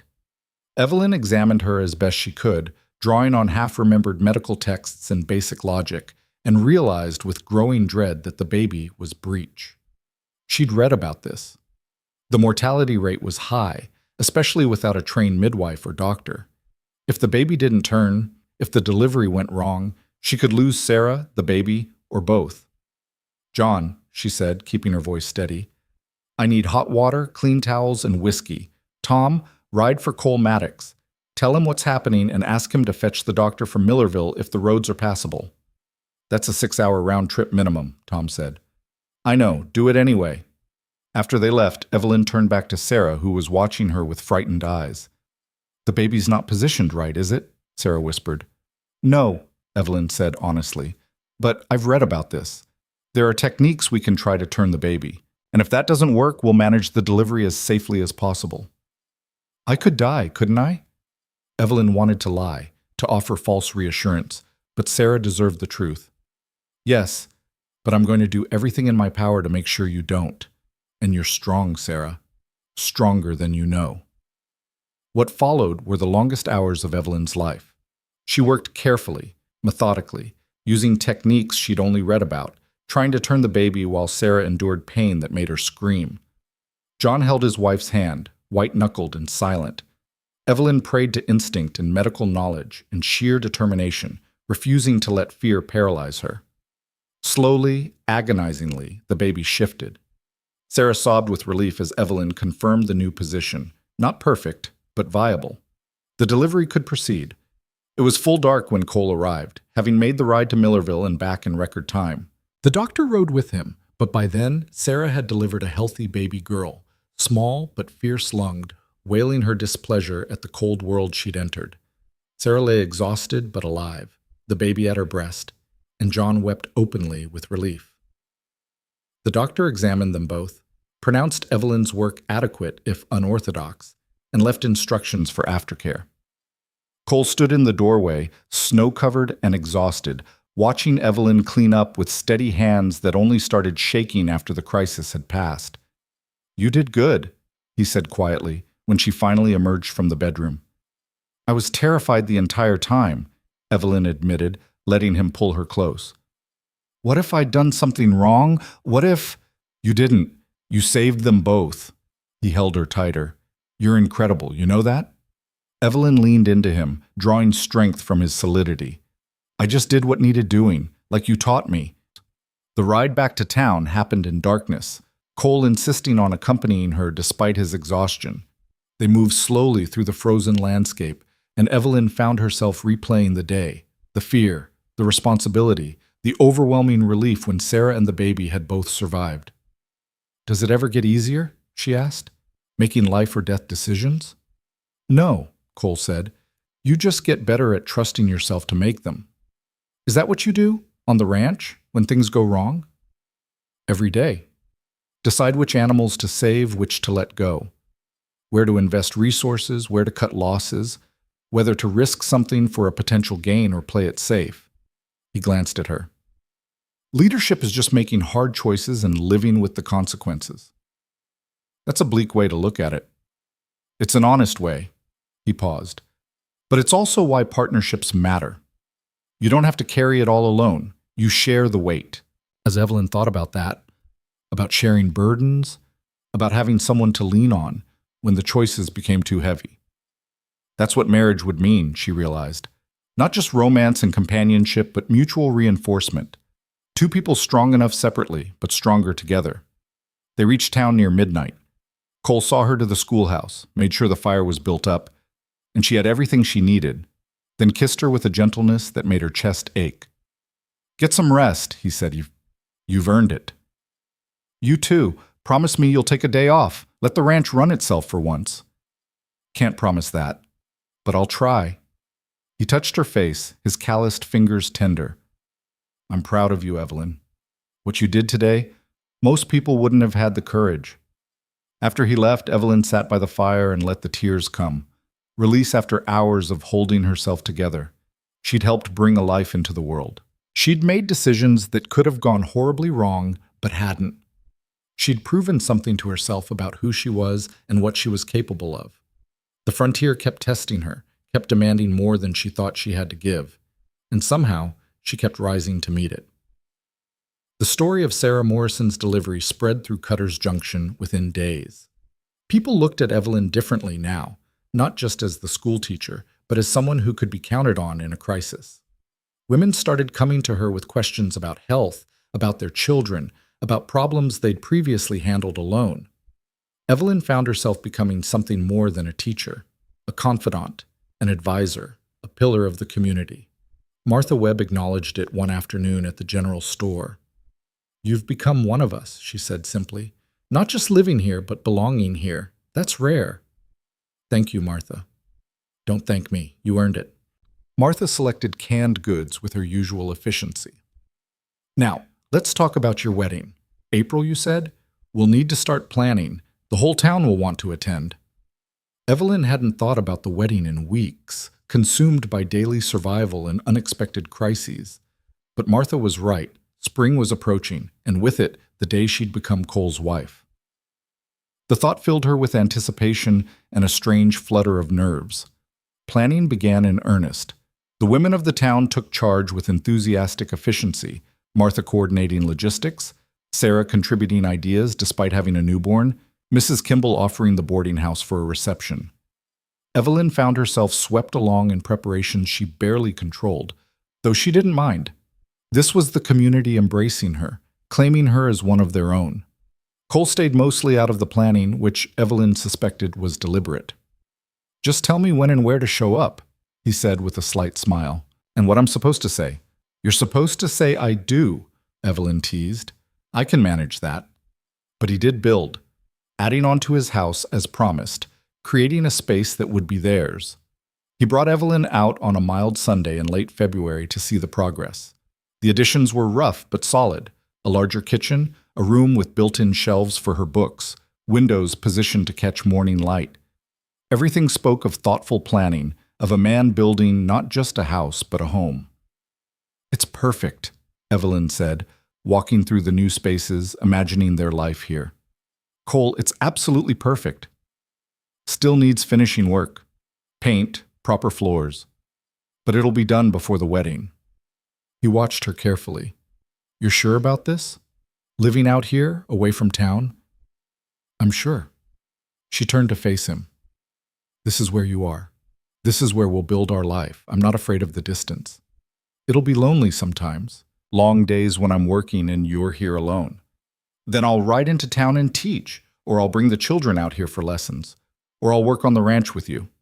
Evelyn crossed to him, taking his hands. "We'll figure it out, Cole, just like everything else." He pulled her close, kissing her with a passion that still surprised her.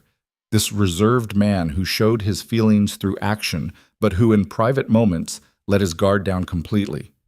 Evelyn melted into him, feeling desire kindle low in her belly, anticipation for the life they'd share as husband and wife. February gave way to March, and with it came the first hints of spring. The worst cold broke, snow began melting, and the prairie started showing signs of life. Green shoots pushing through dead grass, birds returning, the sun gaining strength. School attendance picked up as families emerged from winter isolation, and Evelyn threw herself into teaching with renewed energy. She also received a letter from Boston, her mother's response, finally, to the engagement announcement. Evelyn opened it with trepidation, expecting condemnation or pleas to reconsider. Instead, she found something more complicated. Her mother wrote of disappointment, yes, but also grudging respect. She couldn't understand Evelyn's choices, couldn't fathom why she'd choose such a hard life.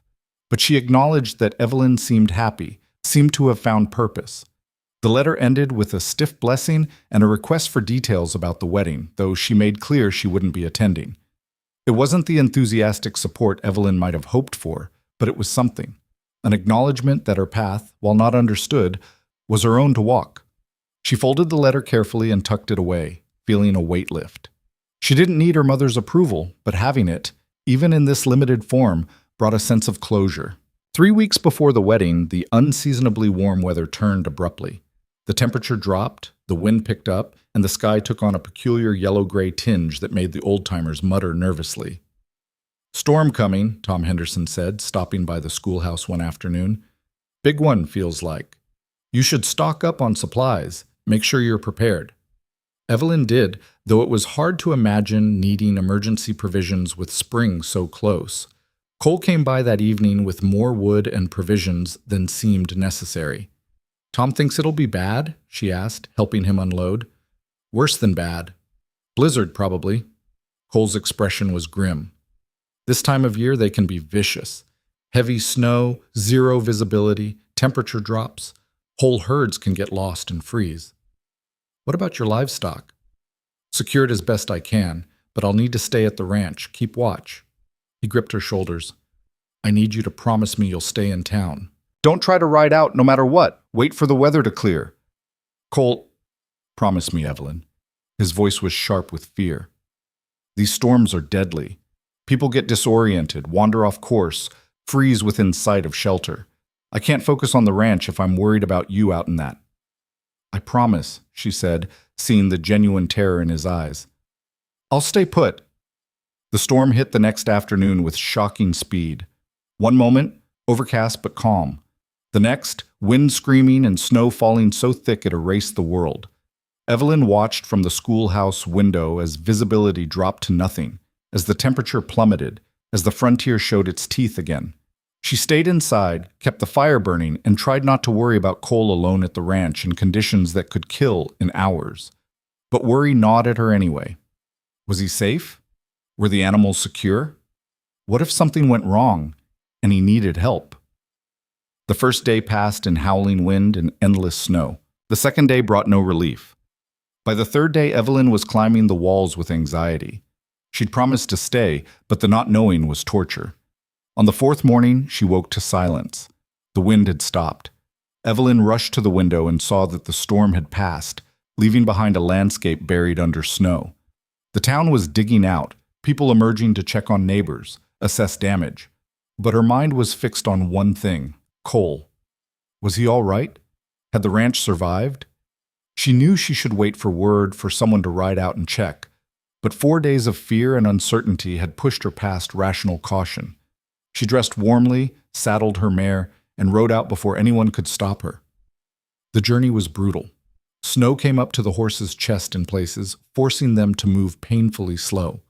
What should have been a 2-hour ride took 4. Evelyn's face went numb. Her hands ached with cold, but she pushed on, driven by fear that wouldn't be silenced. The ranch appeared finally through the white landscape. The house stood intact, smoke rising from the chimney. Relief flooded through Evelyn so powerfully she almost wept. He was alive.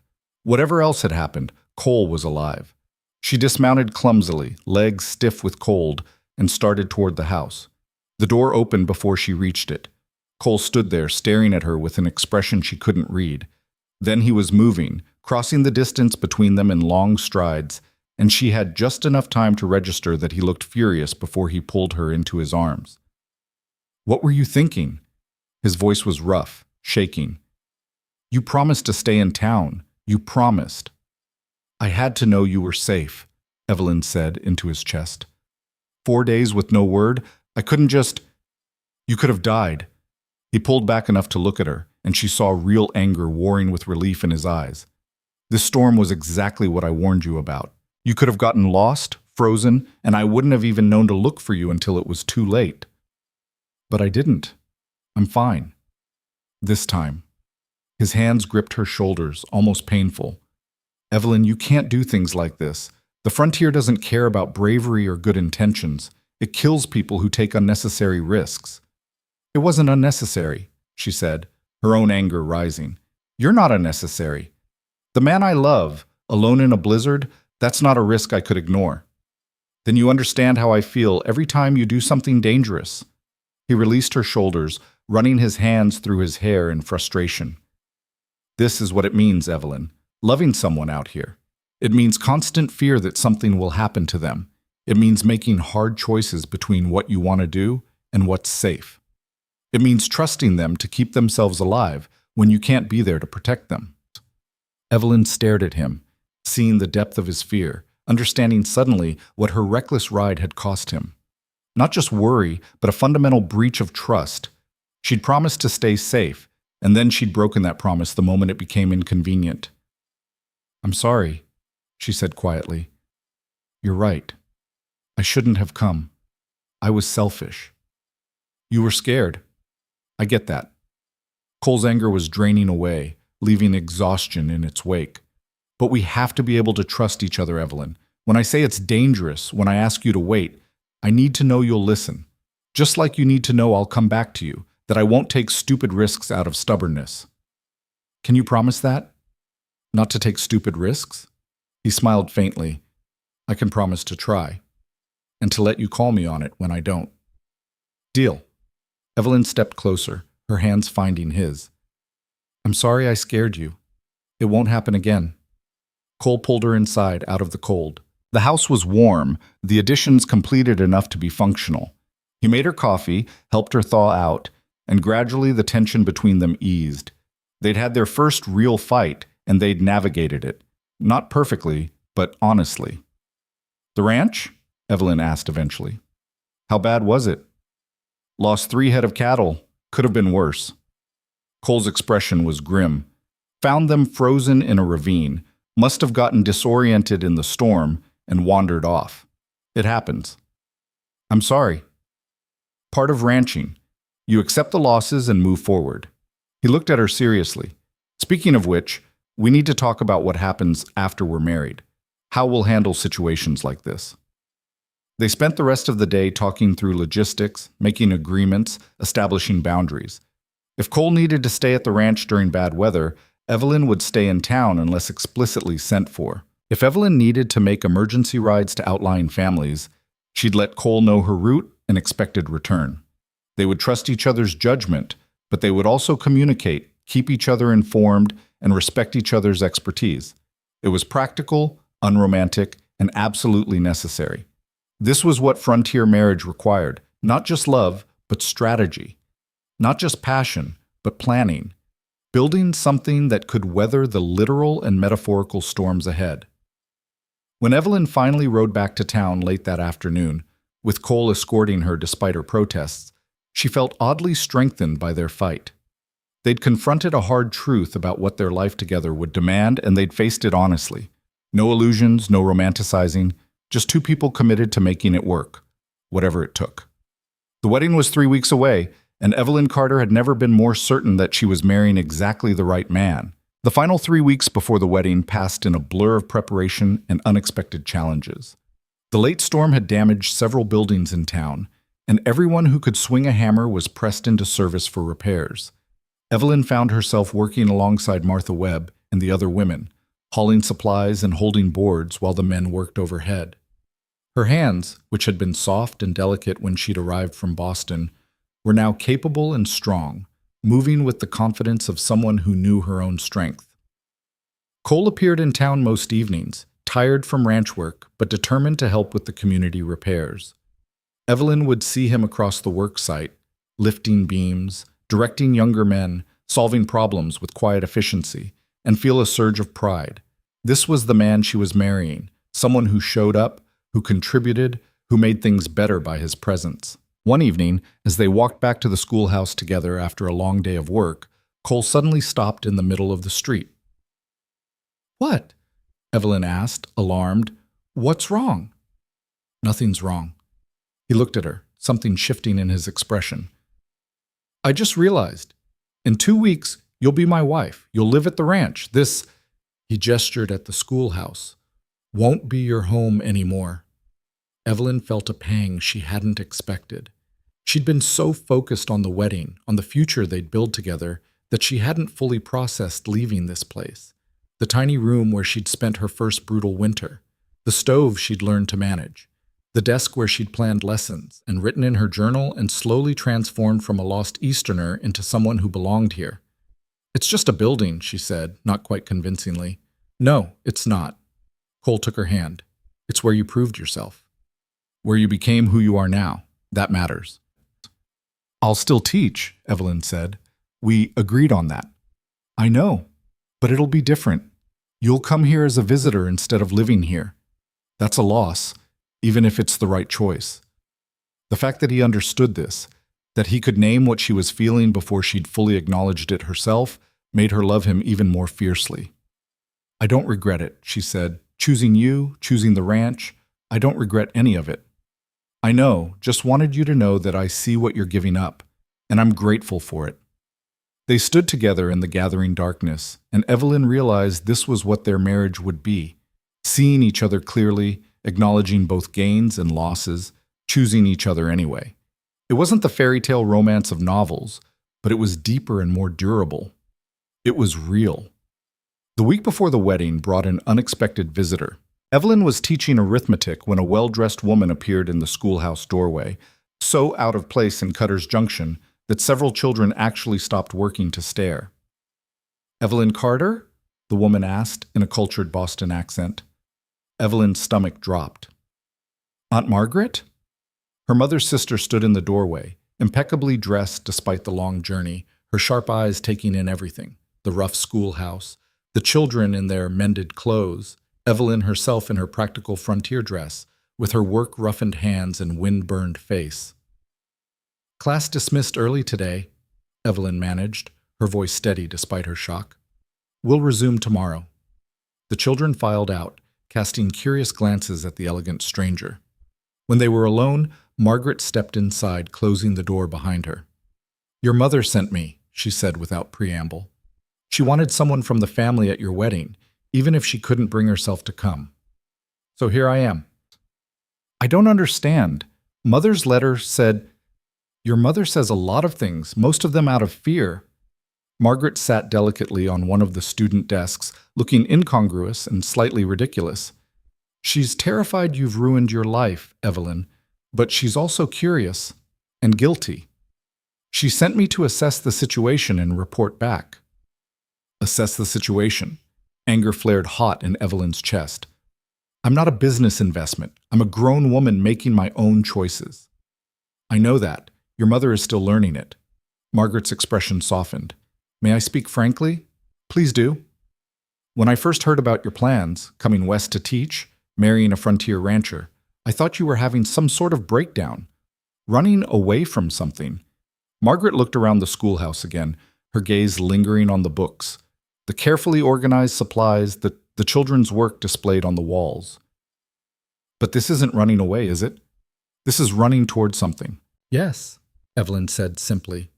Tell me about him. This Cole Maddox. Your mother's letter said he's a rancher with no family connections and limited prospects.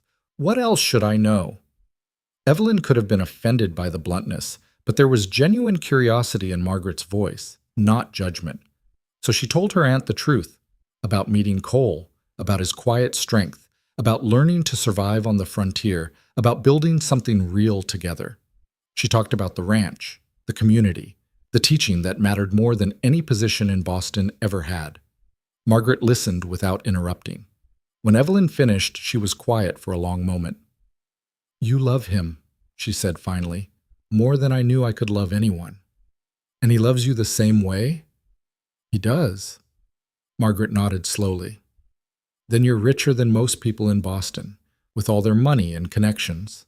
You found something they spend their whole lives searching for and never find. Evelyn felt tears prick her eyes. Thank you for understanding. I'm not sure I do understand fully. This life is so foreign to everything I know. Margaret smiled slightly. But I don't need to understand it to see that it suits you. You look happy, Evelyn, genuinely happy. That's more than I can say for most of the women in our social circle. Will you tell Mother that? I will. Whether she'll listen is another matter entirely. Margaret stood, brushing dust from her traveling dress with a grimace. Now, show me this town of yours, and introduce me to your rancher. I want to take his measure for myself.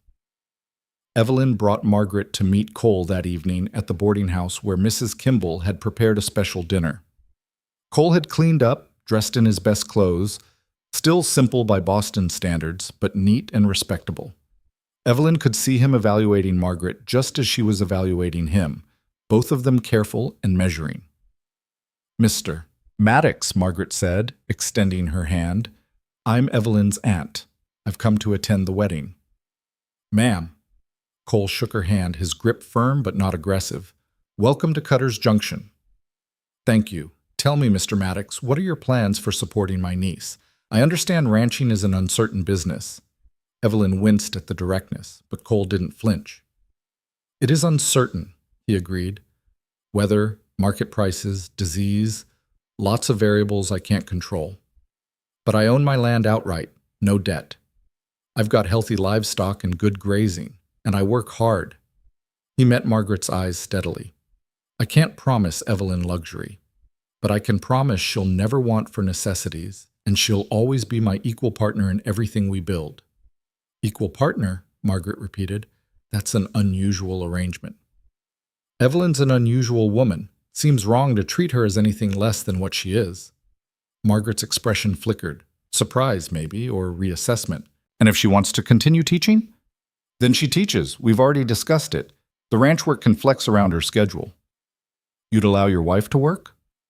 I'd support my wife in doing what matters to her, Cole corrected gently. There's a difference. The dinner that followed was surprisingly pleasant. Margaret asked direct questions about the ranch, the town, the life Evelyn would be living. Cole answered honestly, neither minimizing the hardships nor exaggerating the rewards. Evelyn watched them talk and felt something settle in her chest. She didn't need her family's approval, but having it, or at least having them try to understand, meant more than she'd expected. Afterwards, walking Margaret back to her room at the boarding house, her aunt said quietly, "He's nothing like what I expected." "What did you expect?" "Someone rough, uneducated, looking for a convenient wife to cook and clean." Margaret paused. "Instead, I find a thoughtful man who sees your value and wants to build something with you, not just use you for domestic labor. Your mother will be surprised." "Will she be pleased?" "I don't know, but I am." Margaret touched Evelyn's arm. "You've chosen well, my dear. Better than most women in our circles ever do. Hold on to him." "I intend to." The day before the wedding, Evelyn rode out to the ranch one last time as an unmarried woman.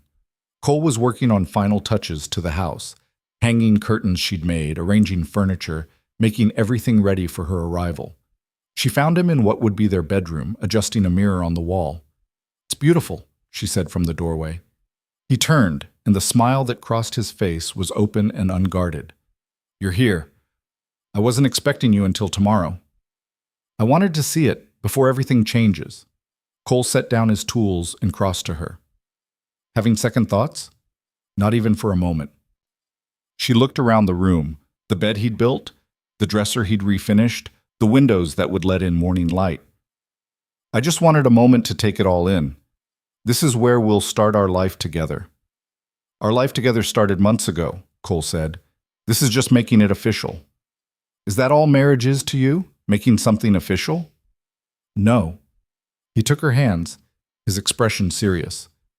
"Marriage is promising in front of everyone who matters that you're committed, that you're not going anywhere, that whatever comes, good or bad, you're facing it together."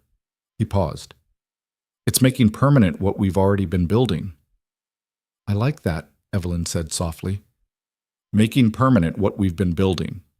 They spent the afternoon walking the ranch, Cole showing her his plans for expansion, for the future. He talked about breeding better livestock, about irrigation systems, about eventually hiring help so he wasn't doing everything alone. Evelyn shared her ideas for teaching, bringing more books west, maybe starting a small library in town, teaching the older students more advanced subjects.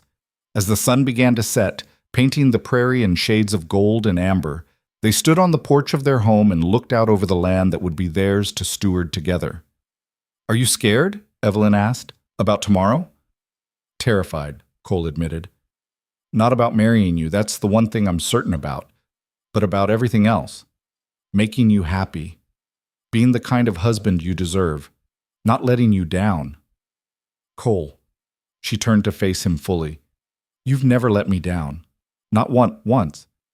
You saved my life. You taught me to survive here. You supported my teaching. You built us a home. What more could I possibly ask for?" "I don't know. But I want to keep earning you, every day. Keep proving that choosing me was the right decision." "You don't have to earn me," Evelyn said firmly. "I'm not a prize to be won. I'm your partner. You're equal. We earn each other, constantly, by showing up and choosing each other and working toward the life we want." He pulled her close, resting his forehead against hers. "How did I get so lucky finding you?" "You stopped at a way station you didn't have to stop at. You saved someone you didn't know. You were kind when you could have been indifferent." Evelyn smiled. "I'm the lucky one." They stayed there as darkness fell, wrapped in each other's arms, and Evelyn felt a peace so profound it almost frightened her. This was right. This man, this place, this life. All of it was exactly, perfectly right. The wedding day dawned clear and bright, the kind of spring day that promised hope and new beginnings. Evelyn woke in the schoolhouse one last time, her stomach a knot of nerves and anticipation. Martha and Sarah arrived early to help her dress, bringing the wedding gown they'd altered from Martha's own marriage dress. Simple white cotton with careful embroidery, practical but beautiful. "You look lovely," Sarah said, adjusting the fit across Evelyn's shoulders. "Cole's not going to know what hit him. He's seen me covered in dust and exhausted from teaching. I don't think a dress will surprise him much." "Trust me," Martha said with a knowing smile. "It'll surprise him." They gathered at the church at noon. The entire town had turned out, cramming into the small building with more people standing outside. Evelyn stood at the back with her Aunt Margaret, waiting for the signal to walk down the aisle, and felt her heart hammering so hard she was sure everyone could hear it. "Ready?" Margaret asked. "More than ready." The doors opened and Evelyn stepped forward. The church quieted, every face turning toward her. And there, at the front, stood Cole. He wore a dark suit she'd never seen before, his hair neatly combed, his face clean-shaven. But what struck her most was his expression, pure, undisguised wonder. He was looking at her like she was the most precious thing he'd ever seen, and Evelyn felt tears threaten even as she smiled. She walked down the aisle, each step bringing her closer to her future. When she reached Cole, he extended his hand, and she took it without hesitation. The ceremony was simple and heartfelt. The circuit preacher spoke about partnership and commitment and building a life together. When it came time for vows, Cole spoke in a voice that carried through the church despite its quietness. "I promise to stand beside you, not in front of you or behind you. I promise to support your dreams and share your burdens. I promise to trust you with my heart and my future. I promise to love you, Evelyn, for all the days I have left." Evelyn's voice was steadier than she expected when she replied, "I promise to be your equal partner in everything we build. I promise to face whatever comes with courage and honesty. I promise to choose you every day for the rest of my life. I promise to love you, Cole, with everything I am." When the preacher pronounced them married and told Cole he could kiss his bride, the kiss was gentle and sweet and full of promise. The church erupted in applause, and Evelyn laughed against Cole's lips, feeling joy bubble up irrepressible and bright. The reception at the boarding house was lively and warm. Someone had brought a fiddle, and there was dancing, clumsy but enthusiastic. Evelyn danced with Cole, with Tom Henderson, with Dutch the blacksmith, with children who wanted to spin until they were dizzy. She ate cake and accepted congratulations and felt surrounded by love from this community that had become her family. Margaret pulled her aside during a quiet moment. "I leave tomorrow morning, back to Boston. But before I go, I wanted to tell you, I'm proud of you, Evelyn. You had the courage to leave everything familiar and build something true. That's rare. Thank you, Aunt Margaret, for coming, for understanding or trying to. I'll tell your mother you're happy, really, genuinely happy. Beyond that, I can't make any promises about what she'll do with the information." Margaret smiled, "But I think eventually she'll come around. She loves you, even if she has a strange way of showing it." After the reception, as the sun began to set, Cole and Evelyn rode out to the ranch together. They traveled slowly, savoring the last light, neither in a hurry now that they had all the time in the world. "How does it feel?" Cole asked. "Being married?" "Exactly the same as yesterday," Evelyn said honestly, "and completely different, both at once." "I know what you mean." They reached the ranch as darkness fell. Cole helped Evelyn down from her horse, and together they walked into the house. Their house now, truly. Inside, a fire burned in the hearth, and everything was ready for them. "Welcome home, Mrs. Maddox," Cole said, pulling her close. "Welcome home, Mr. Maddox," Evelyn replied. That night, in the bedroom Cole had prepared so carefully, they came together as husband and wife, tentative at first, then with growing confidence, discovering each other with tenderness and passion. Evelyn had been nervous about this part, but Cole was patient and gentle, taking his time, making sure she felt safe and cherished. And when they finally joined, it felt not like losing something, but like finding it, a completion, a rightness, a physical expression of everything they'd been building emotionally. Afterwards, lying tangled together in the darkness, Cole's hand tracing idle patterns on her shoulder, Evelyn felt a contentment so complete it defied description. "I love you," she whispered. "I love you too." He kissed her temple. "Thank you for choosing me. Thank you for being worth choosing." They fell asleep like that, wrapped around each other, and Evelyn's last thought before sleep claimed her was that she'd never felt safer, more loved, or more at home in her entire life. The weeks that followed their wedding established a new rhythm. Evelyn continued teaching 3 days a week, riding into town in the morning and returning to the ranch in the evening. The other days, she worked alongside Cole, learning about the livestock, helping with repairs, managing the household tasks that kept the ranch running. It was exhausting and fulfilling in equal measure. They learned each other in 1,000 small ways. Cole's habit of waking before dawn, moving quietly so he wouldn't disturb her. Evelyn's tendency to get lost in books and lose track of time. The way they could work side by side for hours in comfortable silence. The way their conversations deepened in the evenings, sharing thoughts and fears and dreams they'd never spoken aloud to anyone else. There were adjustments, frustrations, moments when the reality of sharing a life with another person chafed against old habits of independence. But they talked through it, compromised, found solutions together. This was the work of marriage, Evelyn realized. Not the wedding day romance, but the daily practice of choosing each other, adapting, building something that fit them both. 2 months after the wedding, Evelyn realized she was pregnant. She'd suspected for a few weeks, but hadn't been certain. When she finally told Cole, she found him in the barn repairing tack. "I have news," she said, her heart racing. He looked up, reading something in her expression. "Good news or bad news?" "Good news, I think. I hope." She took a breath. "I'm going to have a baby." Cole froze, the leather strap falling from his hands. For a long moment, he just stared at her. Then a smile spread across his face, slow, wondering, transformative. "A baby," he repeated. "We're having a baby?" "In about 7 months, if I'm calculating right." He crossed to her in 2 strides, pulling her into his arms with a gentleness that made her throat tight. "Evelyn, I don't even have words." "You're happy?" she asked, needing to hear it. "Happy doesn't begin to cover it." He pulled back enough to see her face. "Are you happy about this?" "Yes, scared, but happy." She placed her hand over her still flat stomach. "We're going to be parents, Cole." "Best news I've ever had," he said, and kissed her with a tenderness that made everything else fall away. They told the town the following week, and the response was immediate and overwhelming. Martha organized another quilting circle, this time to make baby clothes. Sarah Morrison offered advice and reassurance. Even the school children were excited, treating Evelyn with a new carefulness that was both touching and slightly amusing. Evelyn continued teaching through the summer, though as her pregnancy progressed, she reduced her schedule. The school committee hired a young woman from Millerville to assist and eventually take over when the baby came. It was hard, stepping back from work that had defined her for so long. But Evelyn found she didn't resent it the way she'd feared. This was a different kind of purpose, just as valuable. Cole became impossibly protective, worrying about her riding, about her working too hard, about everything that could possibly go wrong.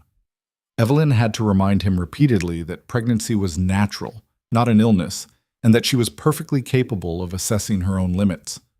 "I know," he said one evening as she tried to convince him she could still help with ranch work.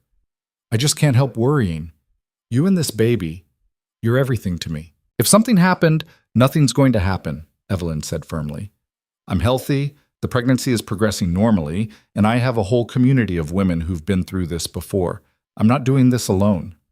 "I know you're not, but I'm going to worry anyway." "Then worry quietly, and let me live my life," she said, but with enough warmth to soften the words. Summer gave way to fall, the prairie turning gold, the harvest coming in.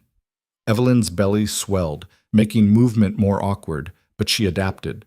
She taught sitting down, rode less often, accepted help when offered. The baby moved inside her, little flutters at first, then stronger kicks that made her laugh when they came at unexpected moments. Cole would place his hand on her belly in the evenings, feeling their child move, his expression full of wonder. "Can't believe there's a whole person in there, Sa," he'd say. "Our person." "Half you, half me," Evelyn would reply. "Wonder what they'll be like." "Strong," Cole said. "Smart, stubborn, as both of us combined. Heaven help us." They prepared the house for the baby's arrival. Setting up a cradle Cole built himself, organizing supplies, making plans. Martha coordinated with Sarah and the other women to ensure someone would be available when Evelyn went into labor. The community rallied around them, as it had rallied around Evelyn from the beginning. In late November, on a cold morning when frost painted the windows in crystal patterns, Evelyn's labor began. Cole rode for Martha and Sarah while Evelyn breathed through the contractions, trying to remember everything she'd learned from helping Sarah. The pain was intense, overwhelming, but she'd faced the frontier's challenges before. She could face this too. The labor lasted 8 hours, shorter than many first births, Martha assured her, though it felt eternal to Evelyn. Cole stayed nearby, holding her hand when she needed it, stepping back when the women told him to, his face pale but determined. When their daughter finally arrived, squalling and perfect, Evelyn wept with relief and joy and exhaustion. Cole took the baby in his big, careful hands, his eyes shining with tears he didn't bother to hide. "She's perfect," he whispered. "Evelyn, she's absolutely perfect." They named her Grace for the grace that had brought them together, the grace that had sustained them through hardship, the grace of building a life they both loved. Grace Maddox, born on the frontier, daughter of a rancher and a teacher, heir to everything they were building together. Winter settled in fully, but the cold felt different this year. Not threatening, but cozy. The house was warm and full of life. Grace demanded constant attention, and Evelyn learned the exhausting, rewarding rhythm of new motherhood. Cole helped more than most frontier fathers would, changing diapers and walking the floor with a crying baby, insisting that Grace was his responsibility too. On Christmas Eve, with snow falling softly outside and their daughter asleep in her cradle, Evelyn and Cole sat by the fire, wrapped in blankets, and reflected on the year that had passed. "Remember when we met?" Evelyn asked. "When you found me at that way station?" "I thought you were going to freeze to death before morning," Cole said. Stubborn woman, trying to wait it out alone. "I didn't know any better. I'd never seen winter like that. And now look at you." He gestured around, at the house they'd built, the sleeping baby, the life they'd created. "You're more frontier than half the people born here." "I had a good teacher." She leaned against him. "Cole, do you ever think about how different things would be if you hadn't stopped that night? If you'd just ridden past?" "Every day," he admitted. "And I thank whatever luck or fate or chance brought me past that station at exactly the right moment. Because finding you, marrying you, it's the best thing that ever happened to me." "Same," Evelyn whispered. "All of it. The good and the hard and the scary parts. I wouldn't change any of it." They sat in comfortable silence, listening to the fire crackle and Grace's soft breathing. Outside, the frontier winter raged on, harsh, unforgiving, demanding. But inside, there was warmth and love, and the solid foundation of a partnership built on trust and respect and unwavering commitment. Evelyn thought about the woman she'd been when she first arrived in Cutter's Junction, lost, afraid, clinging to a dream that had seemed more like a desperate gamble. That woman had been broken down by the frontier, reshaped, forged into someone stronger and more authentic. And in the process, she'd found love with a man who saw her for who she truly was and valued her anyway. This was what she'd been searching for all along, though she hadn't known it when she left Boston. Not comfort or security or social approval, but purpose, partnership. A life that challenged her and fulfilled her and demanded everything she had to give. The frontier had tested her, had taken her soft hands and comfortable assumptions and refined them into something durable, had shown her what she was capable of when pushed to her limits, and had given her Cole, steady, strong, silent Cole, who showed his love through action rather than words, who'd saved her life and then stepped back to let her save herself. Together they'd built something that would last, not because it was easy, but because they were both willing to do the hard work, to communicate honestly, to trust each other, to show up day after day and choose this life, this partnership, this future. Grace stirred in her cradle, making the small sounds that meant she'd wake soon. Evelyn started to rise, but Cole placed a hand on her arm. "I'll get her," he said. "You rest." She watched him lift their daughter, marveling at the gentleness in his big hands, the soft voice he used to soothe her. This man who could break a wild horse or build a house from nothing was infinitely tender with this tiny person they'd created together. "Cole," Evelyn said softly. He looked back at her, Grace cradled against his shoulder. "Thank you," she said, "for everything, for saving me, for loving me, for building this life with me." "Thank you," he replied, "for choosing to stay, for taking a chance on a taciturn rancher who doesn't know pretty words, for making me happier than I ever thought I'd be." They smiled at each other across the room, And in that moment, Evelyn felt the absolute certainty that she was exactly where she was supposed to be. Not in spite of the hardships, but because of them. The frontier had demanded everything from her, and in return, it had given her everything that mattered. Spring would come eventually, bringing new challenges, new opportunities, new tests of strength and will.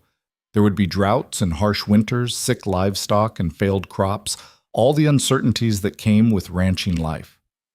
Evelyn's teaching would continue to evolve, adapting to motherhood, finding new ways to serve the community. They would face it all together, making decisions as partners, supporting each other through whatever came. But tonight, in the warm house they'd built together, with their daughter sleeping peacefully and the man she loved by her side, Evelyn Carter Maddox was simply, profoundly grateful for the journey that had brought her here, for the courage to leave comfort behind, for the strength to endure when enduring seemed impossible, and most of all, for finding love in the last place she'd expected it, on the harsh, beautiful frontier with a man who'd shown her what it meant to truly come home. The snow continued falling outside, covering the prairie in pristine white, and inside, a new family settled into the rhythms of a life built on hard work, honest communication, and love forged in the fires of frontier survival. It wasn't the life Evelyn had imagined for herself back in Boston. It was infinitely better. It was real. It was theirs. And it was only just beginning.